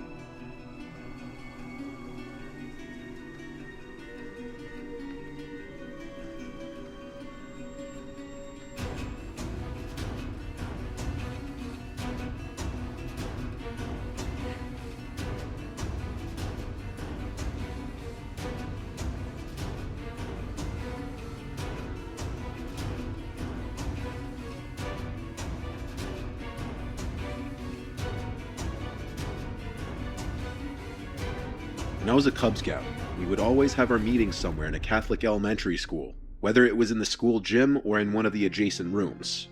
I was like 8 years old when this happened, and it was disturbing. But before I get into why I'm telling you that, let me start from the beginning. It started a few days earlier when I was at Mass with my mom and my brother like we'd go to every other week. We usually would be late, so we'd either sit in the back or stand by the doors if there were no seats. Today, we sat all the way in the back corner. My mom and then brother entered the pew first. I sat on the end. At some point during the Mass, I noticed an older man with glasses and a white mustache who was standing against the wall to the left of me looking at me. As I glanced over, he smiled, and I still remember vividly the stupid, creepy face that he made as he was trying to be funny. But I was 8, I wasn't a toddler. It felt weird and uncomfortable. I did my best to look away, but I could see him keep looking over to me every few seconds. I looked back at him, and once again he made another weird face that I assume he was making to try and be funny. It just came off as weird again. My mom noticed it this time and tapped me on the shoulder and whispered to ignore him. I believe she gave him a dirty look as well. The next time I looked in that direction, the man wasn't there anymore. He had walked somewhere else. The next thing I remember from that Mass was going up for communion, and then as I got back to my seat, the man was back in that spot again, and he was staring at me, just smiling the whole time until I got back to my seat. My mom noticed it again, and since we got the communion, we just left. My mom said on the way out she didn't like the way that guy was looking at us, specifically me. Now fast forward to when scouts come into play. Towards the end of our meetings, we'd sometimes have little fun contests or games, and this day in question we were having a scavenger hunt. The items we were supposed to be finding all tied into the theme of scouting. I remember some of the objects on the list being a first aid kit, a rope, a flashlight, things of that nature. We were split into 2 teams, and we all had a copy of the list, and the team to find the most items would win. So we all split up. The play area ranged from the gym to the cafeteria to some of the adjacent rooms. I was running around rooms and tiny hallways I'd never even seen before, looking for any of the items I could find on the list. I wasn't having much luck. Eventually, I found myself in this very narrow hallway in the back section of the cafeteria by the kitchen. In this hallway was one of those ice cream fridges filled with ice pops. I looked inside the fridge for any of the items, nothing. But then I decided to be sneaky and take one of the ice cream pops. As I did, I heard a man's voice to the right of me. I looked over and saw that man from the church a few days earlier, walking over to me smiling. He said something like, "Don't let them see you taking that." He shut the fridge door and grabbed my hand and told me he had some better treats in the back where the kids aren't allowed. I broke my hand free from his grip and tried to walk away scared, and he grabbed my wrist this time, tightly. I turned to him, and he went, "Shh, calm down." I yelled help, and he let go of me and said, "Stop it." I ran back to the gym and told the Cub Master what happened. Thankfully, my Cub Master was an actually nice, caring man, probably because he was a father himself, and he told my mom about it. I told my mom it was that same man from the church, and my cub master would help my mom in reporting that man to the church. It turned out that that man worked for the church. I'm not sure what exactly he did, but he lived on the church grounds, which explained why he was there. What makes me sick, though, is that allegations came out against that man from an altar boy's parents, claiming he touched him inappropriately. The disgusting thing is, I can imagine what he was planning on attempting to do if I actually followed him to wherever he was trying to take me. I don't know if that man went to prison or what, but I know the church cut ties with him after this.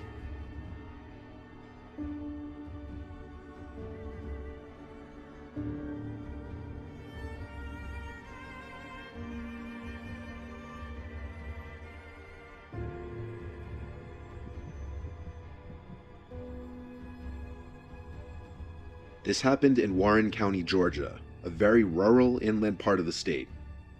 I was with my girlfriend Marissa, and we were driving around checking out the area, seeing if it was somewhere we'd like to live. It was very quiet and spacious, which is what we wanted. We're both Roman Catholic. She likes to go to church a little more than I do, though. It was a weekday in the middle of the day, and not much traffic at all. We checked out a bunch of things in the area that would be important to see before deciding on moving to an area. Since Marissa has been an equestrian for most of her life, a big point of us moving to a rural area was for her to have a barn for her horses. After checking out some properties listed for sale, we happened to pass by a small, cute-looking church on the side of this very quiet road with a bunch of cars in the parking lot. This church wasn't far from the last property we just looked at, so Marissa shook my shoulder and said we should see if a mass was going on, see if it's nice. And so I pulled into the little dirt-like parking lot for the building and parked next to some old red minivan. A lot of the cars in the parking lot were on the older side. In fact, I'd say most of them. I mentioned that to Marissa as we got out of the car, and she agreed and said it was probably because it was a lower income area. I opened the door to the church for us and we stepped in, and it was a pretty small inside as we expected. I'd say there were 5 rows of pews, each cut in half in the middle by the nave, or center aisle. There had to be at least 20 people in there, though they were not an older crowd. Usually in every mass, big or small, you'd see a decent amount of seniors, but based on the backs of everyone's heads in there, everyone appeared to be in their 30s to 40s. It seemed everyone was sitting in silence for some kind of prayer. As we sat down in the back, the people closest to us started looking at us, like one at a time, and as others noticed the staring, they would look to see what the others were staring at and then look at us. Marissa and I looked at each other, then nervously looked back at everyone. All we could think to do was smile, but no one smiled back.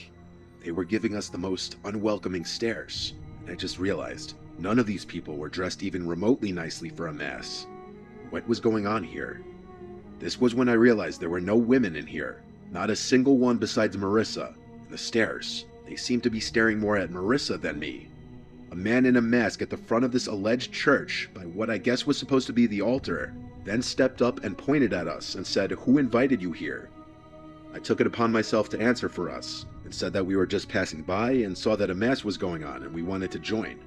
The man was clearly not a priest, and this was clearly not a Roman Catholic church. The masked man said, "You need to leave now." By now, every last person in the church was looking at us. I said, "Come on, honey," and we got up and hurried out and ran to the car. We wasted no time sitting in the car. I got us out of that parking lot right away. But we both noticed in the rearview mirror someone from the building getting in their van in the parking lot. I felt like there was no way they were going to follow us until we saw that gray van catching up to us in the mirror. I had Marissa GPS the Warren County Sheriff's Office, and we drove straight there. The van was behind us the whole time, not on our ass, but close enough that it was obvious. The second we pulled into the public safety parking lot, the van kept driving down the road. When it was gone, we simply drove straight home and never looked at Warren County again.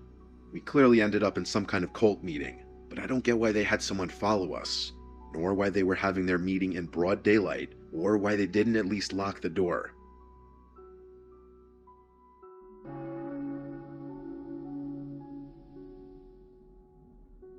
I met Hannah at a Baptist church in a small town in East Tennessee back in 2019.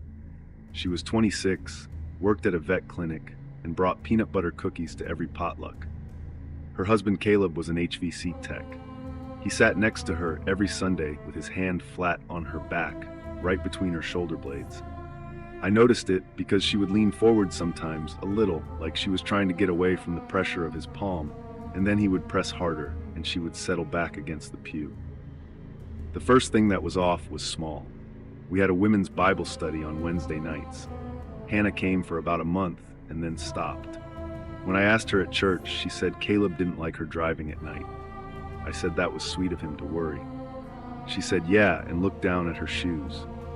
Then I saw the bruises on her arm at the 4th of July cookout. 4 little ovals on her bicep, like fingerprints. She said she fell off a stepladder while cleaning the gutters. I believed her at the time because I wanted to. Their fights got loud enough that the neighbors called the cops twice.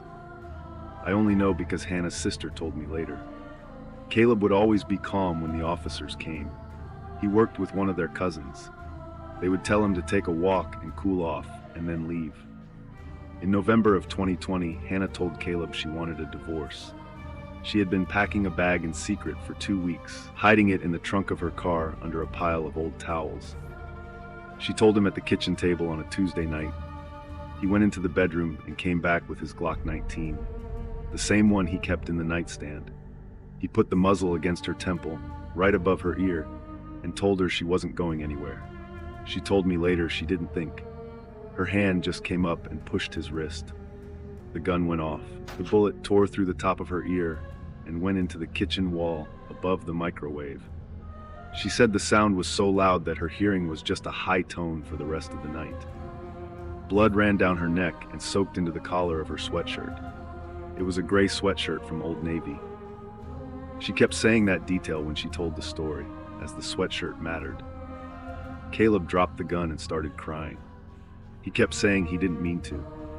He drove her to the ER himself. He told the nurse it was an accident while he was cleaning the gun. Hannah didn't correct him at first. She told the truth to a sheriff's deputy 2 days later when she was at her sister's house.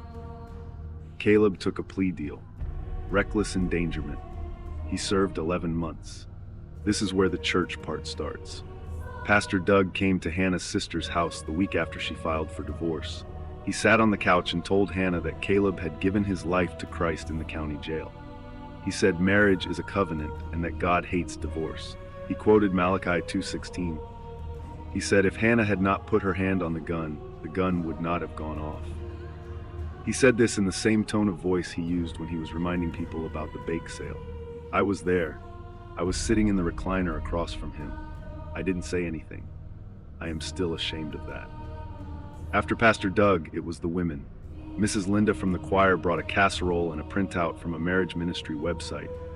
Mrs. Becky called Hannah every Saturday morning for 6 weeks. She would say things like, Caleb is a changed man, and you took vows, sweetheart. Hannah's mother-in-law sat outside her apartment in a Honda CR-V 3 different times. Just sat there in the parking lot with the engine off, watching the door. When Hannah called the police the second time, the officer said her mother-in-law had a right to be in a public parking lot. Caleb wrote her letters from jail. I read one of them. He had drawn a small cross at the top of the page. He wrote that God had told him she was still his wife in heaven, and that no piece of paper from the courthouse could change that. He wrote that he forgave her for divorcing him. He got out in October of 2021. The protective order said he had to stay 500 feet from her. 3 weeks after he was released, Hannah was in line at the Kroger off Highway 11 and turned around, and he was in the next aisle looking at her over a display of canned soup. He didn't say anything. He just stood there until she walked out and left her cart full of groceries. The police said they couldn't prove he had followed her there. Her car was keyed twice. Her tires were slashed once. A man called her at work and asked what time she got off. She got a new phone number, and within a week, somebody had it. Pastor Doug's wife sent her a long email saying the body of Christ was praying for reconciliation. The email had a Bible verse in the signature, in pink cursive font. Hannah stopped going to any church. She stopped sleeping in her bedroom and started sleeping on the couch in the living room with a knife under the cushion. Her sister moved in for a while. They put a chair under the front doorknob every night. She met Yasmin at her job. Yasmin was a tech who started at the clinic in early 2022. They became friends over lunch breaks. Hannah asked her about her hijab one day, just curious. Yasmin started explaining things to her slowly, without pushing anything. Hannah went to a women's halakha at the masjid in Knoxville one Saturday morning, just to see. She told me the women there asked her how she was. They didn't ask her about her ex-husband. They didn't tell her she needed to forgive anybody. One older woman saw the scar on her ear and didn't ask about it, just put a hand on her shoulder for a second and moved on. Hannah said her shahada in March of 2023. She told me what pulled her in wasn't a feeling or a vision. It was that she could read the Quran by herself, in her own kitchen, without somebody standing next to her telling her what it meant. She said for the first time in years, a religious community looked at her and saw a woman, not a wife who had failed. She started covering. She said she liked that men at the grocery store stopped looking at her body. The last scary thing I will tell you happened last fall. Caleb found out she had converted. I don't know how. Probably someone from the old church. He showed up at the masjid parking lot on a Friday afternoon. He didn't get out of his truck. He just sat there with the windows down, watching women walk in for Juma. The brothers from the masjid called the police and stood in a line between his truck and the door until the cruiser pulled in. He has not stopped. He still drives by her apartment. He still sits in parking lots. Hannah says she is not afraid of him anymore. I believe her about a lot of things. I'm not sure I believe her about that one. Videos बनाने हैं Filmora है ना।